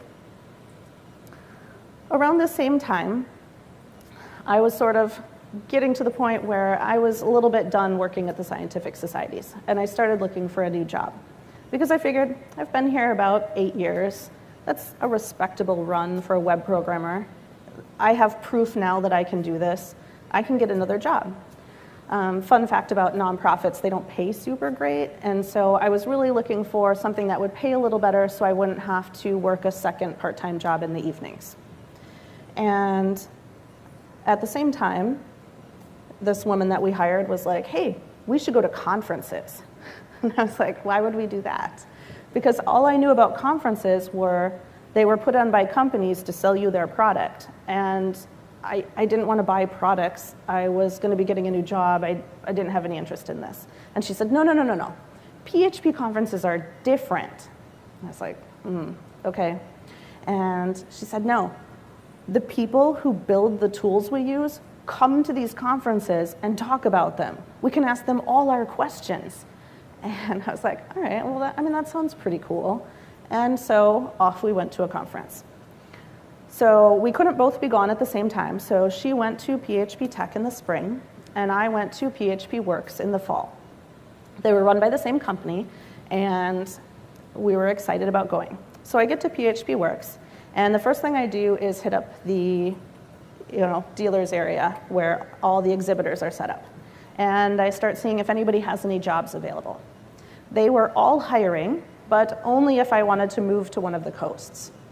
And at this point, I had bought a house, I had a husband with a job, I had friends here. I was not looking to move for this job. And so it wasn't going to work out. But later that day, I was sitting around in the hallway, as one does at a conference, and I overheard someone who was having trouble with, believe it or not, SVN. Now, SVN was something that we had also been using. This newfangled Git thing wasn't really catching on yet. And so we were all using SVN. And I said, oh, I overheard you saying this. Just so you know, this is how we fixed that problem where I work. And I walked them through how we did it. I finished up talking with them and headed off to my next talk, and somebody stopped me in the hallway. And they said, hey, I overheard you teaching them how to fix that problem in SVN. How would you like to interview for a job doing online teaching? And in my head, I said, I don't do online teaching. That sounds terrible. I'm a programmer. But my mouth said, sure. And later that afternoon, I interviewed for a new job. I got the job after a brief interview of, hey, teach me how to do this. And I did. And it was the shortest, easiest interview I've ever had, which was nice. And I was offered a job doing online training for PHP Architect. So I finished up working at the scientific societies, and after the first of the year, I started my job doing online training. It was a very weird, different kind of thing to do. It was talking to a computer screen and not really knowing if there were any students there or not, because at the time we didn't have the video capabilities. But I got used to it, and I got used to taking feedback in chat and talking to students, and I found out I really, really liked teaching people how to code. It was a lot of fun, and the questions they asked would challenge me to reevaluate why I do things the way I do, which as a programmer I think is always a really good thing to have, is someone challenging you. Now, the emails that they sent out to advertise my classes or to remind my students of coming to class or of the work they needed to get done, let's just say I had opinions about them. If anyone who knows me knows that punctuation, grammar, and spelling are sort of my jam, and I really didn't like that these emails that were coming from my class were not using spelling and punctuation and grammar. And so I asked if I could start proofreading the emails before they went out. And they said sure. So after a few months, I was not only proofreading my emails, I was proofreading all of the emails we sent out before they went out. And my boss called me up one day and said, hey, the editor-in-chief of the magazine is leaving. Would you like to be the new editor-in-chief? And in my head, I said, no, I'm a programmer. It's bad enough I'm doing teaching, which is cutting into my programming time. But I don't know anything about running a magazine. I don't know anything about publishing. But my mouth said yes. And suddenly, I was the editor-in-chief of a magazine. Now, I didn't have a lot of programming to do in that job, but I learned so much about programming because I read every article that went into that magazine and every book that we published. And I got to meet so many amazing people because I worked with every author that we had. And it, again, made me so excited about programming. I learned so much. And then one day, my boss called us together and said, hey, we're going to try something new. You know how we run PHP Tech? I was like, yeah. I was like, I've got an idea. We're going to run this thing called CodeWorks. CodeWorks, I can hear the groans, yes. So CodeWorks was going to be a traveling conference. Instead of having people all come to us, we were going to go to them. So we were going to have a conference for one day, travel for one day, conference for one day, travel for one day. And for some reason, we're all like, yeah, that's a great idea. So, so we got started organizing it. We picked out the cities, we got venues and everything, and then the costs started adding up. And my boss took a look at me and he said, you know, we can't really afford to bring more people along. You should do a talk. And I said, no, I don't do talks. I don't get up in front of people. I've never done that before. I am behind the scenes programmer. I am behind the scenes editor. Other people do that. But my mouth said, okay. And suddenly I was on the schedule to speak. I don't know if you can see, but the top city there listed is Madison, Wisconsin, which is where I'm from. So my very first time speaking ever was at CodeWorks 2011 in Madison, Wisconsin. I got to the venue early because it was also my job to get the tech set up. So I got all the AV set up, and then I went to get my laptop to hook it up to, test my laptop. And I discovered that in my backpack, in the laptop sleeve, were a bunch of my son's books. My toddler son had taken my laptop out of my backpack and replaced it with some of his storybooks that he thought I would like better. I did not. I frantically called my husband and I said, I don't care what you have to do. I need this laptop right away. Luckily, I wasn't the first talk slot. There were 10 minutes of opening comments before my talk. And so I said, oh my gosh, get here now. And so my husband rushed in, handed me my laptop. I walked up on stage, plugged it in, and just hoped for the best. At this point, I was so nervous that I actually don't remember giving that talk. I remember my husband handing me the laptop, and I remember my friend Elizabeth giving me a hug afterwards and telling me I did a good job. Apparently I did. I must have said something. I don't remember. But 2 days later, I had to do it again. And 2 days after that, I did it again. And by the end of the CodeWorks tour, I was like, okay, I can do it. Like, I'm remembering my talks now. I'm less nervous. This is good, right? And so I went about my business, being editor-in-chief of the magazine. Well, then they said, hey, we want to start promoting the magazine at these other conferences. You should submit, see if they'll accept you as a speaker. And I said, listen, I did this speaking thing for you, but I'm not doing it for anyone else. Unfortunately, I only said that in my head, and in my mouth said, okay, and I started submitting to conferences. And all of a sudden, I was an international speaker. I was speaking at about 10 to 15 events around the world every year. And I actually started to like it. I met so many amazing people. I got to go to all the other talks at the conference and learn everything. And I would never have been able to afford to go to these conferences on my own. There's no way I could have flown to Bulgaria and gone to a conference. I would never have even thought of flying to Bulgaria, let alone paying for it. And so speaking at these conferences opened up a whole world of new people and new tools and new experiences. Now, back home, I was still attending the user group. And our user group leader was moving out of town and wasn't able to continue on. And he called me up and he said, hey, I need you to take over the user group because I'm moving. And I said, no, I'm really busy. Like, I'm working my job at the magazine. I am working my side gig doing websites. I am speaking at conferences and traveling. And I have a toddler. Like, I can't do this. But instead, my mouth said, okay. And suddenly, I was the user group leader of Madison PHP. It was a great time. I built up, the community around in Madison. We kept growing. And around this time, I decided, you know what, I'm doing too many things. And I decided what I wanted to do was have my side business become my full-time business. I wanted to do programming full-time. But to do that, I needed to ramp up my clients. I needed to be able to have full-time work with what had only been, less than a normal part-time job previously. And my user group came through for me. They referred people to me. They brought me on to different projects that they were working on. And with their help, I was able to ramp up my side gig to a full-time job.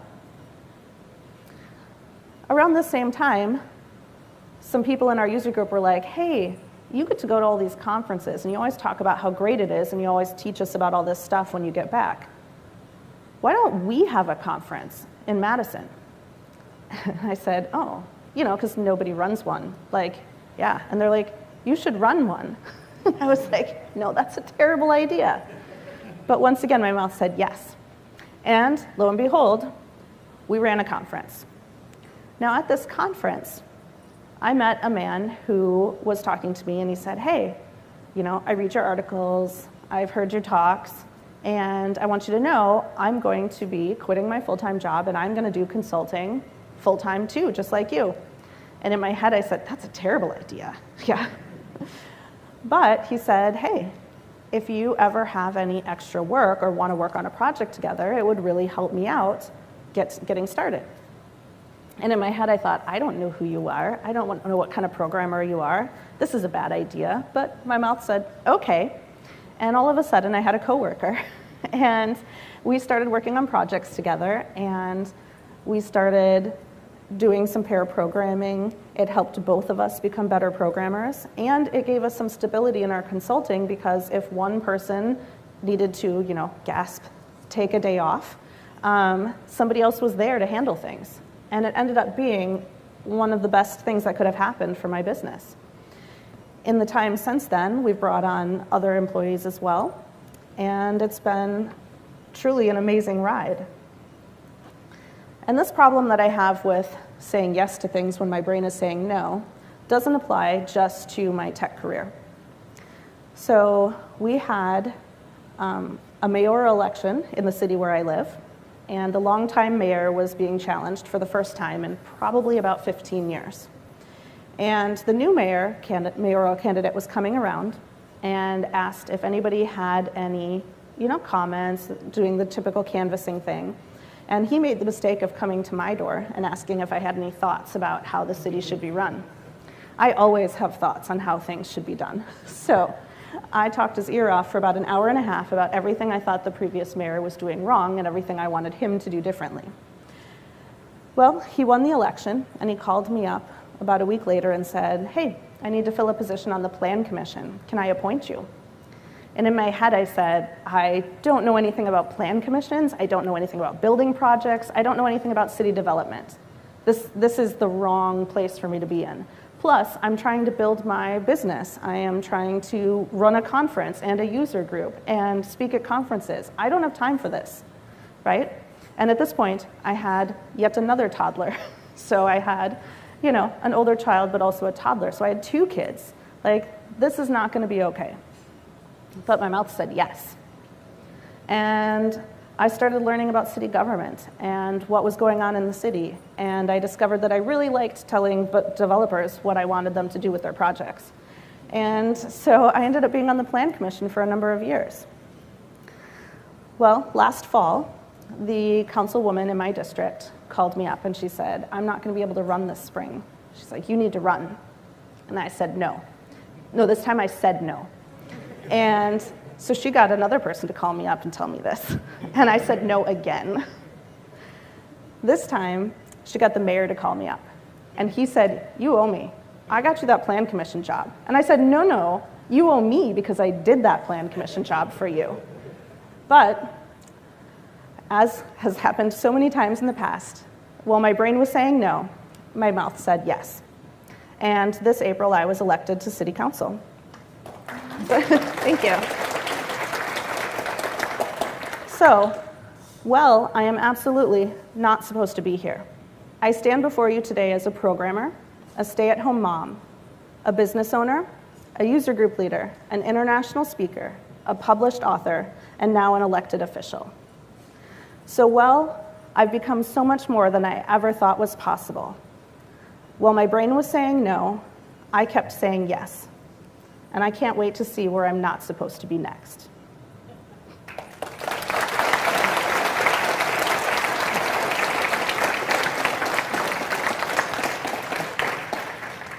And I hope you'll indulge me just a few minutes longer. I just wanted to take a quick second to talk about open sourcing mental illness, which is an organization I'm incredibly passionate about. And we have a booth out in the hallway, so you can come and talk to us and get more information. But our goal is to get people talking about mental illness. We're trying to break the stigma of talking about it or admitting you have one. We're advocating for people, and we are hoping to make workplaces a more safe and healthy environment for all tech workers. And as part of that, I wanted to tell you a quick little story about how open sourcing mental illness helped me. Now, I heard a talk from one of the OSME speakers many years ago, and they talked about how having a diagnosis helped them and how it helped them find support for what they were going through. And the kinds of things they were talking about rang true for me. You know, not being able to sleep, feeling tired, feeling like I couldn't get things done because I'd taken on too much and burning myself out. These sort of patterns. But of course, I didn't have a mental illness. I just needed some help with some of these things, right? And the more I learned about it, the more I thought, okay. And so because of OSME, I decided to start seeing a therapist to help with this. And I now have been diagnosed with generalized anxiety disorder and OCD. And because of that, I have been able to get help, and I've been able to learn coping skills, and it has made the most amazing difference in my life. And so I would just strongly encourage all of you to take a look at what kinds of things you struggle with and see if you can get some help, because there is nothing wrong with having a mental illness. If you break your arm, we're not going to tell you to maybe just work harder, right? That's a silly thing. Nobody would say that. But we do that all the time with mental illnesses, and that has got to change. So help us break the stigma. Talk to us if you'd like to get involved. Sign up for our mailing list, or just catch one of us when you see us walking around. And we would love to talk to you about what we're doing. So stay healthy, everybody.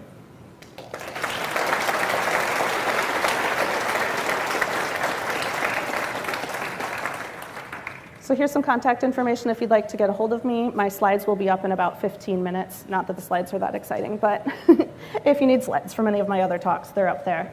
I would love to talk to you anytime. I will be here for the rest of the conference, so come and chat with me. And if anybody's thinking about speaking at the Uncon but isn't sure about it, I would love to help you get started with speaking because it's super fun. All right, thank you.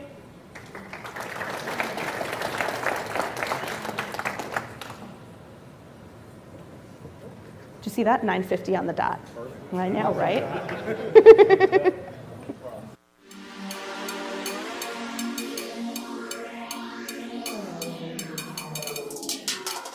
Still, you can feel I'm still moving bass. Can't you hear that I'm still pushing keys? Study the game from all angles. All youngins ain't immature, and your head ain't a OG. I'm Humphrey Bogart of the Rat Pack. Just a super fly soundtrack meets the big payback. Marlon Brando meets Vincent Van Gogh.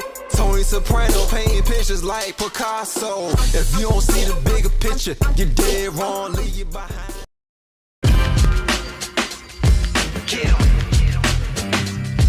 Get 'em. Get 'em. Get 'em. Get 'em.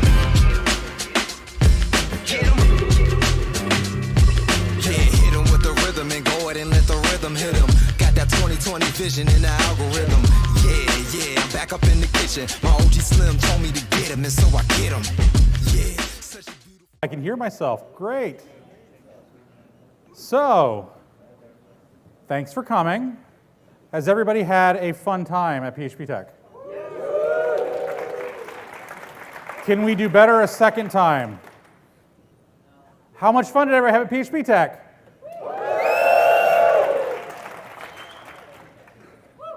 So, what's PHP Tech? PHP Tech? I have no idea. Thanks for coming, everybody. I'm glad you've all assembled here for me. I realize I'm in between prizes and hot dogs, so I'm going to try to make this as brief as I can. So, my name is Tankersley. I work for Vonage. We have stuff. There's a coupon code. There's my joined in link. Thank you, everybody.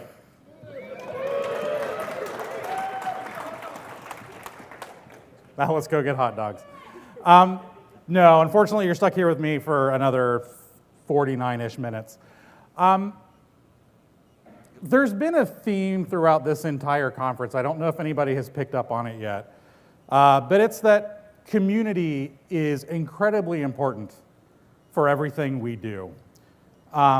We've had some great keynotes this week, which has caused me to have to change some of my slides, because some very good people have made some very important points thus far. But none of this works without a community. And the PHP community is one that I have loved for many, many years. A couple of weeks ago, someone posted on Reddit, like, hey, PHP Tech's coming up, make sure you buy your tickets. And I felt the need to respond, just because I wanted everybody here to not just come to my talk, but actually enjoy the entire experience. And their post was, I would never for the love of God understand what people get from these conferences. And I don't know if that's a troll remark or not, because I have actually heard that sentiment before. So I felt the need to respond. And I said, for me, it's been some of the longest lasting friends that I've ever had, awesome job opportunities, doors open for things like writing and speaking, and then occasionally I went to talks and I learned some stuff. But the key with all of this is, some people don't understand why we come to these. It's not just for the talks. You can ignore the monetary value of why we're here, justifying it to work, but there's a lot more that goes into this that will happen before, during, and after the conference. And it takes a lot of people to put all of this on, but it takes a lot of people to also keep the community itself going. So there's two phrases that I think are important. One's a very American phrase, pull yourself up by your bootstraps, which, if you think about it, doesn't make any sense. Because if you try to pull yourself up, what happens? You fall down. You don't go anywhere. But there's a more human quote that nobody knows where it comes from. We keep attributing it to different things, but realistically, who knows where it came from? It takes a village to raise a child. And the reason for this is, we are all better when collectively we help each other out and we form a community that wants to make things better for everybody else. So if we all contribute, we can all end up better and stronger in the long run. The PHP community is weird. It's huge. Most of the time, people don't think about what the community in and of itself is. A good friend of mine one time described them as islands. And that's a pretty apt description. People will come into the community, they'll live where they're at, they may not see what the wider world is. They'll get a job that does Drupal. They'll live on that island. And that's a pretty big island. They'll get into WordPress, they'll get into Laravel, they'll get into whatever other framework they're in. They might be like me, where you just got dumped into a legacy project, and congratulations, you get to do PHP. But we all tend to live on these islands, and we see this in like a lot of the conference structure and the way we structure ourselves. There's things like Laracon, which is very Laravel focused. There's Symphony Live. Then there's things like this, which is a community conference. When this started, its goal was to benefit the community. And when I heard that it was coming back and that it was keeping that goal, I was ecstatic. Not because I don't like being on any of those islands. All of these islands are important and serve a purpose. But if we pull ourselves out a little bit from that, we realize those islands aren't as disconnected as we think they are. You could live happily doing Drupal work for years. I say happily, but once you pull back a little bit, you realize all of these islands have bridges between them. We move between all of them. Now, some stay fairly insular. WordPress likes to do things the way it likes to do. But then you see things like Drupal, who were like at one point, we don't want to do all this ourselves. Let's look at what Symfony can provide. And they started pulling those things in. Different people move from these islands in groups, and they bring the thoughts and ideas from where they were to where they're going, and ultimately make everything stronger and better along that route. And the community is constantly changing, and your personal community also slowly evolves. So I think the first way most people get into this community is through whatever developer community they get a job in first, or whatever they use to solve their first problem. So how many people here learned PHP in college? That's actually more than I thought it would be.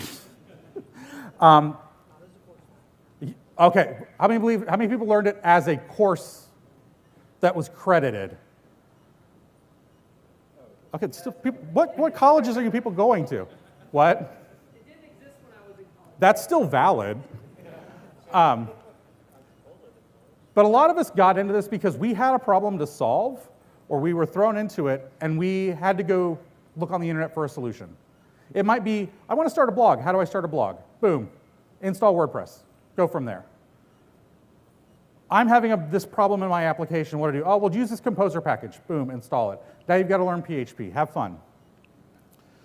But we start to look at these developer communities when we have a problem. But we go to them. We say, hey, I am having this problem in Laravel. You go to the Laracast community forums. You post. Someone answers.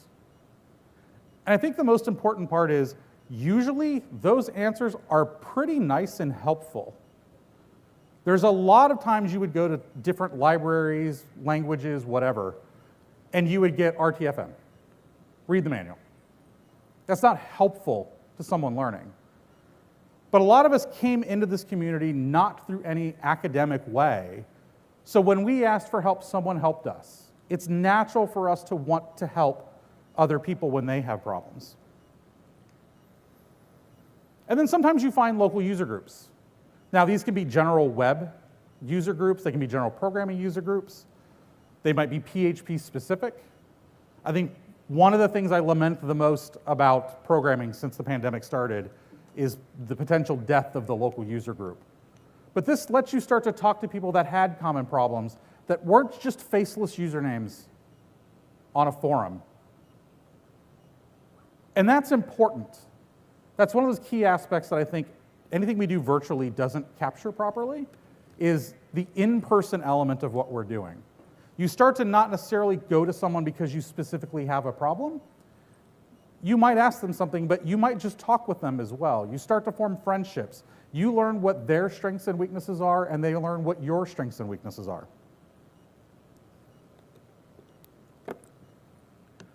And then sometimes you move to a chat channel. So for me, it was IRC. I don't want to know how much time I spent in this channel or the PHPC channel or any other unnamed channels around PHP that. But nowadays we've got Discord, we've got Slack, we've got various ways for people to communicate that they're not doing infrequently.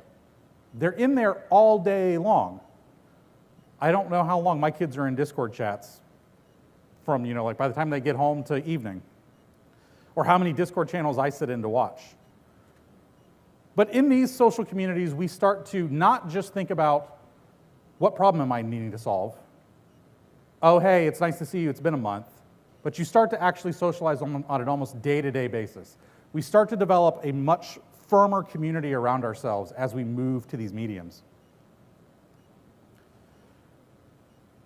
And this is a little bit of a blurry line distinction, but PHP at one point just kind of had international and a couple national conferences. For me, my choices were pretty much tech and ZenCon, because I couldn't really fly international for a very long time. So, but to get to these, it was important, but I had one close. Chicago's only ever been about 4 hours away from me. But these conferences started to bring in people from far outside my normal bubble. So people from across the country, people from different countries, across the oceans. And we start to see this mixture of ideas, because again, we're all still here for one thing. We're PHP developers. We have problems we want to solve. And we all work toward that. We grow the community as we go to these. One of the best things I think that ever happened to this was regional conferences, which again, thanks pandemic. But you started to have all of these people that went to these national conferences decide, can I do that here? Because I want to grow my local community. And they figured out a way of doing it. So now instead of having to fly to Chicago, having to fly to Santa Clara or Vegas, you could go to Madison, Wisconsin. You could go to Miami. You could go any number of places in the US. I think we topped out at like 8 or 9 regional conferences at one point. So it was super easy for people who couldn't go across the country to a conference to now go to something local. And these conferences, these regional conferences, were bringing in the same speakers that were at those big conferences. So people had a much greater access to a community that they never had before. And the thing I hate most, which are virtual conferences, not just as someone who constantly works in conferences, but they have a good side and a bad side. They have never done a good job of the in-person interaction and replicating the hallway track, or finding a discussion that's just randomly out there at a table. Every single solution I've seen has just not worked. But for the people that have no mobility whatsoever, these are great. Thousands of people attend things like Laracon Online or Symphony Live online. So for knowledge dissemination and some of that networking, these things are great. I don't think they're a replacement for this, but it helps people expand that community and find different areas where they can get help and help other people. But the strength of a community, I think, comes in when we have problems. So now, everybody, I want to think about what bad things I'm going to talk about in the community over the years. But whenever we have disagreements, if we come out on the other side, we're stronger. Because we all want a good solution to whatever the problem is. Because everybody hates us.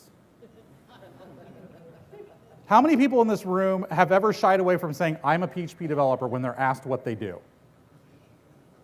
Exactly. Because not that we're necessarily ashamed of what we do, but we don't want to have to deal with someone being like, haha, you use PHP. It doesn't really know what an integer is. But we kind of band together because we know that it's really not that bad of a language. Every language sucks. So, like, we can throw that all the way out the window already. But we know that we've got something good. It doesn't matter what everybody outside thinks. We know how to make this work and how to make it better. I am a core committee member of the PHP Fig. There's a lot of people that hate the fact that we exist. They are not happy that we decided to make what we call standards and put them out. They hate it when projects use them. They refuse to use them, and that's okay. The Fig exists because as a group inside the PHP community, we wanted to make things better. We lived through having no code transfer between this framework to that framework to something else. Where do you even put code in a brand new library or in a brand new application? So all of that spurned from a group of people deciding, you know what, let's try to make all of this better and give it back out to the community. Let's start to get community involvement in what people want to do to make all of this better. So you end up with things like now where we have PSR 12 that we're constantly evolving as the language evolves. You've got great auto-loading with PSR 4. You've got other PSRs that, realistically, if we didn't have them, we wouldn't have nice things like Composer. But all this group did was take all of that negative energy and always strive to make everybody better around them, whether or not they used any of the PSRs. If anybody remembers when we were trying to get PHP 7 out the door, all of a sudden, we have 2 versions of PHP 7 and just constant argument over which one is better or which one is even actually valid. A lot of backdoor dealing on how we should get this done. But where are we today? We just released PHP 8.2. PHP 7 itself was able to compromise and come out with a version of itself that was able to do better than its competition in Hack. And we've grown since then. But through all of this, we managed to come up with a much better process for how we actually deal with language evolution. Instead of it just being, hey, I've got this, someone please commit it, we've got things like RFCs, we've got proper voting procedures, and an engine that works really, really well. There's a lot of languages that aren't actually as fast as PHP. So despite how bad that entire situation was, we came out of that stronger because the userland community and the internals community fought for what they thought was correct, just because they wanted to make sure that everything was better for everybody. And speaking of internals, internals is the reason that I will constantly say that PHP is the last true open source language. It is a group of people that, until recently, until the PHP Foundation really, was all completely volunteer driven, and it was a labor of love for many of these people. So you end up with these people that will constantly fight and argue, but they're the people helping drive the language forward because they want to make everything better. They're not trying to necessarily destroy any other language. They want to make sure that whatever we're doing, whatever's going into the language, is the best for everybody around them. And then we have the frameworks. For better or for worse, whichever side of the new framework war that we're on, all of the frameworks are working together and building off of each other in different ways. Each framework says, oh, that's cool, let's pull this in from there. That's cool, let's do that. I don't like that, let's not do that. But all of our frameworks have gotten stronger and better and easier to use, easier to maintain, and we're still building really awesome applications with all of this. It's actually gotten to the point now where the JavaScript community is like, hey, Laravel's awesome, why are we using JavaScript? So as these people start to come in, they're looking at all of this great stuff that we have. They're going to come into our community, we need to be accommodating, but also help bring them up. And we can learn a lot from them, despite the fact I hate TypeScript. But all of these things are all because different communities wanted to make sure that they were helping serve everybody around them and help lift everybody up with what they do. And in some way, shape, or form, we're all here because of the community. So now for the millionth time, you're going to hear a personal journey, but I wouldn't be here on this stage if it wasn't for the community, let alone PHP Tech. So I initially came to PHP Tech because I needed job training. I worked in insurance, and continuing education was a very important thing for them. But you can't really get a good PHP certificate like every year or whatever, because this time you only had the Zen certification process. So they just were like, you need to go do some training a couple times a year. Well, Chicago's pretty close, Tech's coming up, I can get to that easy, let's go to that. So my very first Tech I came, I went through the schedule, picked out everything I wanted to do, took copious notes. At the end of the night, when everything was done, I'd go back to my room, I'd write it all up, so that way my boss would let me come back next year. And I did all of that. I'd argue I did it wrong, because I didn't interact with the community. I went to the talks, I wrote my notes, and then I went to my room. Because work is paying for me to be here. This is not a social event. Joke's on them, I figured out it is a social event. But that was the whole point. The one thing I did pick up from that first year was I should follow that person on Twitter. I should go into that IRC chat room, follow that person's handle. I should go to this forum and start doing things. And then the next year when I came back, we had the option of putting our IRC handle on our badges. So I told them what it was, they were printing it out, and the person who was printing it out said, oh, hey, I know you, I'm so-and-so, shook hands, started to introduce me to more people. I was able to start putting names to faces, and these people changed from just weirdos on the internet in an IRC channel to actual real-life people that had the same problems I had, that wanted to solve the same things that I was solving. And it just so happened that quite a few of them were actual speakers. So they're like, hey, did you know you can come to more of these? Because they'll pay you to come. And my constraint was budget. So if I could figure out a way to make these things cheaper, work might send me to more things. Especially because by that second or third tech, I'd realized I was grossly undervalued at my job, both monetarily and professionally. I had no actual mobility, despite what they said. So I wanted to get out of that. So if I could figure out a way for work to pay me to send me training and go to more of these events, I feel like that's a net positive for me. So I started to submit talks. And the reason that I felt comfortable doing that was because the people that I had met, the community I had started to build around me, encouraged me to do that. They gave me the support to help read my abstracts, come up with ideas, tell me where I should be submitting these things. Now, no one wanted those. So it took me about 4 years before I got my first talk accepted. But in the intervening time, the editor of PHP Architect, who you might be able to figure out who it was at the time, said, hey, we're sorry we didn't accept any of your talks. Would you like to turn any of these into articles? And we'll pay you for it, which was the most important part for me, really.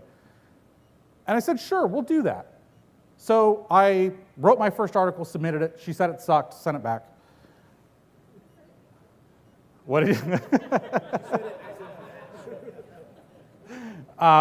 Actually, I got very helpful remarks. But because of the people like Beth who would do the copy editing, people doing technical editing, people I had around me, I was able to come up with these articles and start to submit them.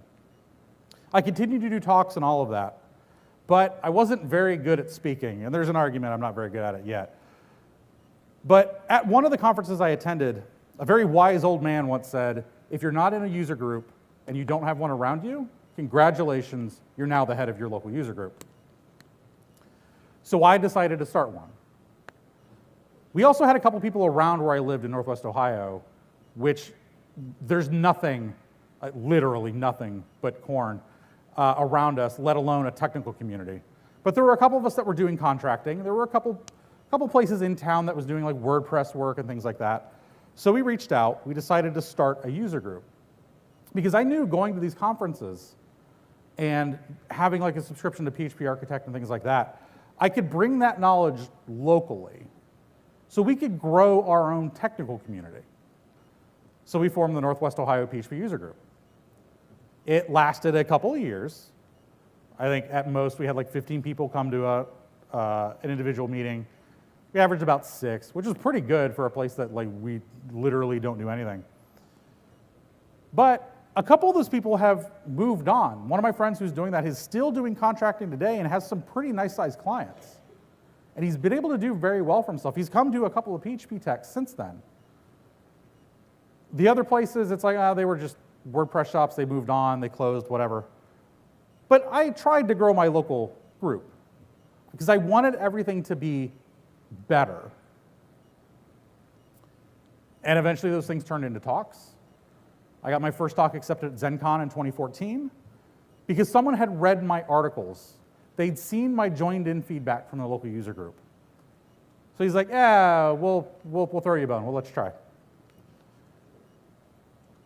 But I wouldn't have felt comfortable doing any of this without the people around me to help. Because once I got accepted, I didn't know what to do because I'd never actually been up on a real stage. Our user group was in a room at the local college that sometimes they unlocked for us because sometimes they forgot we were coming. But there were people that I could lean on to help me learn and figure out all of these things. And there's always a joke that eventually at conferences you get to the point where you're just attending the hallway track. But throughout all of this, every time I would go to a new conference, I'd go to a new area, I would always try to meet new people. Not just because I was necessarily looking for my next new job, but because I know the more people I have around me, the better I will end up doing overall. So like I said at the beginning, because of the community, I have some of the longest lasting friends that I have ever had. Some of them are in this room. I'm not going to point them out, because now I want them to wonder if they're one of them. But there are people that I talk to daily, that I've worked with. Not to toot my own horn, but have barely interviewed for a job since I left that insurance company. Because every time I've had a problem or I've wanted to move or a startup has lost funding, I've said, hey, I'm in this situation, and people have come out to help. So my first job, when I moved from the insurance company, was because I had met someone here at PHP Tech who was like, I have a remote position doing WordPress and Drupal, and just put it out on Twitter. So I'd only talked to him a couple times here at the conference. I decided I'm going to do that, because anything that I go with is better than here. And if it's remote, that's great, because this was early, mid-2000s. And I did that interview in my car in the middle of winter, because I had to do the interview during business hours, and I couldn't take a day off work, because IT is essential. But I did that, and I got my first remote job, and I've never worked in an office since. I don't even think I could ever work in a job again. Keyboards are loud and annoying, and I say that as someone who uses clicky keys. But my friends in my community were able to help me move up and forward in my career. So eventually I got to a startup. The startup closed. I said, hey, does anybody know anything open? I'd get referrals. People would help point me in the right direction, because my community made me stronger and made me able to keep doing what I wanted to do. And arguably, it has been the genesis of my career. If I hadn't come to that PHP Tech, the first one that I attended, I honestly don't know where I would be. I would probably still be working for some low-paying job in Northwest Ohio, barely being paid anything. But because people around me said, hey, you can do better, and pushed me forward and gave me the support that I needed, I got to do the one thing that I decided I wanted to do a long time ago, which was Keynote at PHP Tech. The problem was they would never accept any of my talks. It was really weird. So thank you, PHP Tech, for that, and the other things along the way, too. But overall, none of this is possible without the people around me. Whatever you want to do, you have people around you that want to help you grow and succeed. So this is the last talk. I want you to start thinking about, what are you doing going forward from here? Because all of this is more than just writing code and putting it up on GitHub. There's a lot of things you can do to be part of the community without worrying about how good of a programmer you are. Write blogs. If you have a problem and it took you some time to solve it, someone else probably also has that problem. There's an idiom in open source software that information wants to be free. It wants to be able to move from person to person to person without restriction. So if we learn something, we should not bottle that up.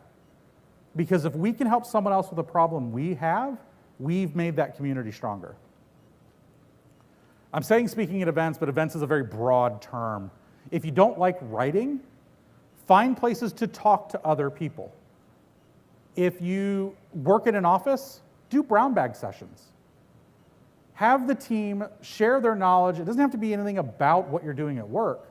But if you found something cool, have your team start to talk about it over lunch or a virtual equivalent.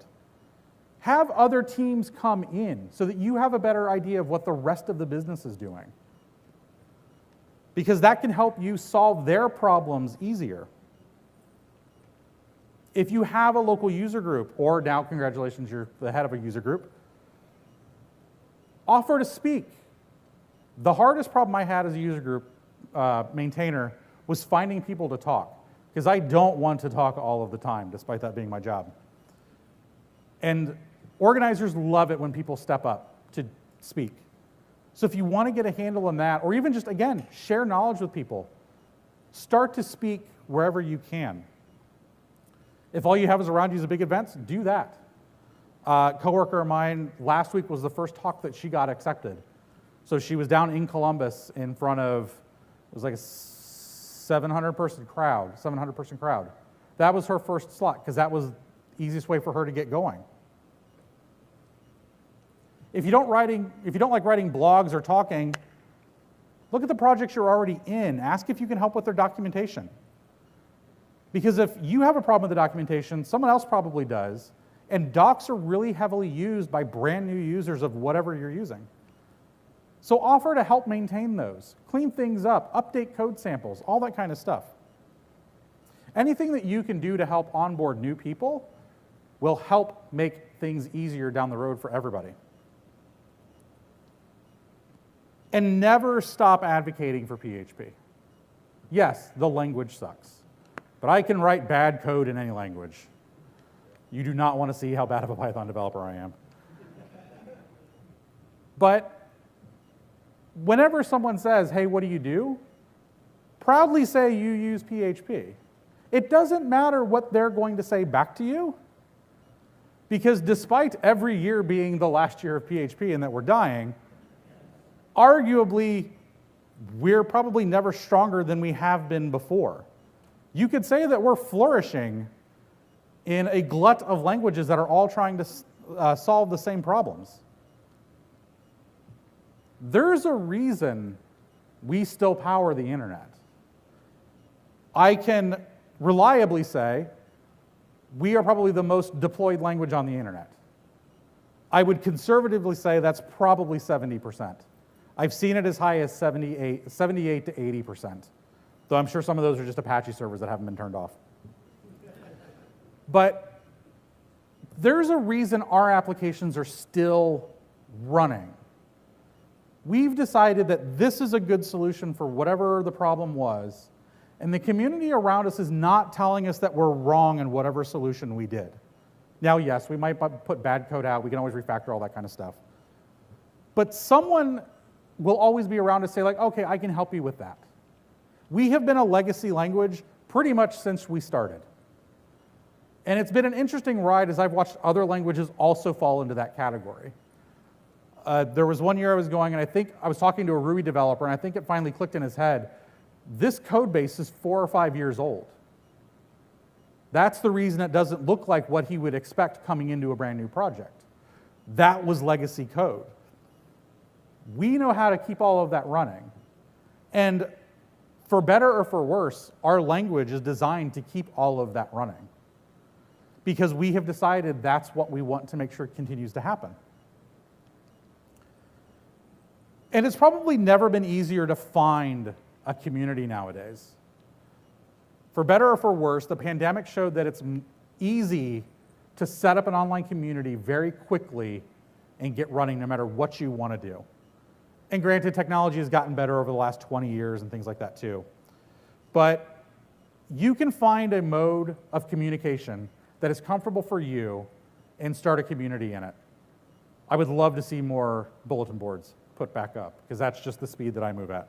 But you have something interesting you want to do, you can start a Discord channel. You can start a Slack channel. You can set up a GitHub organization and start going from there.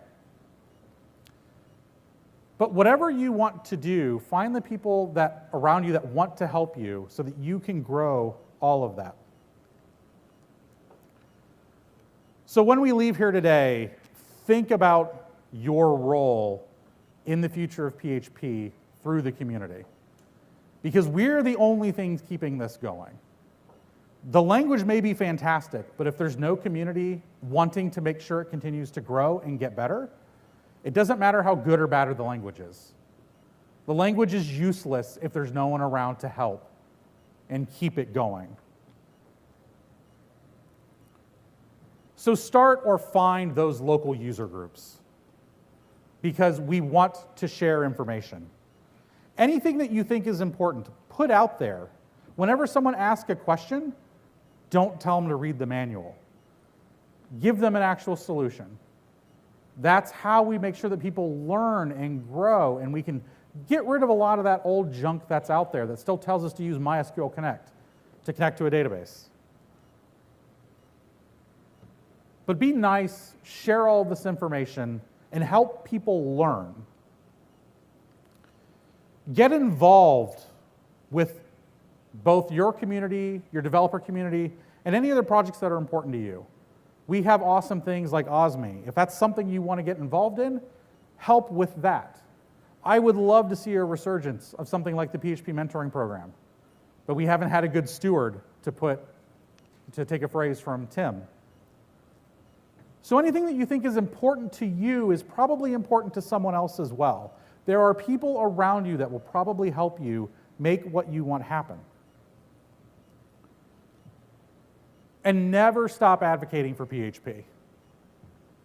It's okay to not like something because of a technical reason or something like that.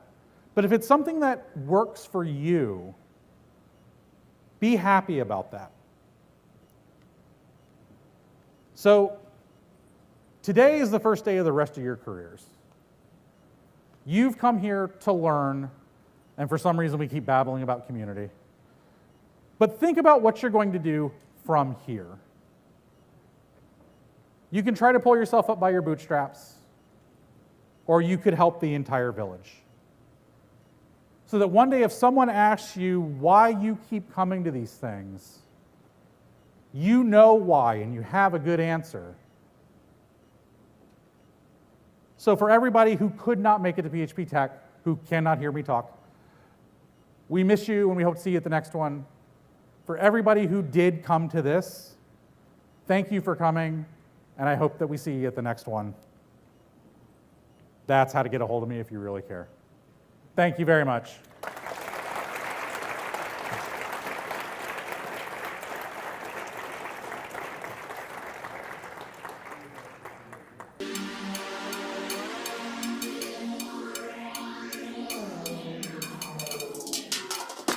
Still, you can feel I'm still moving bass. Can't you hear that I'm still pushing keys? Study the game from all angles. All youngins ain't immature, and your head ain't a OG. I'm Humphrey Bogart of the Rat Pack. Just a super fly soundtrack meets the big payback. Marlon Brando meets Vincent Van Gogh. Tony Soprano painting pictures like Picasso. If you don't see the bigger picture, you're dead wrong, leave you behind.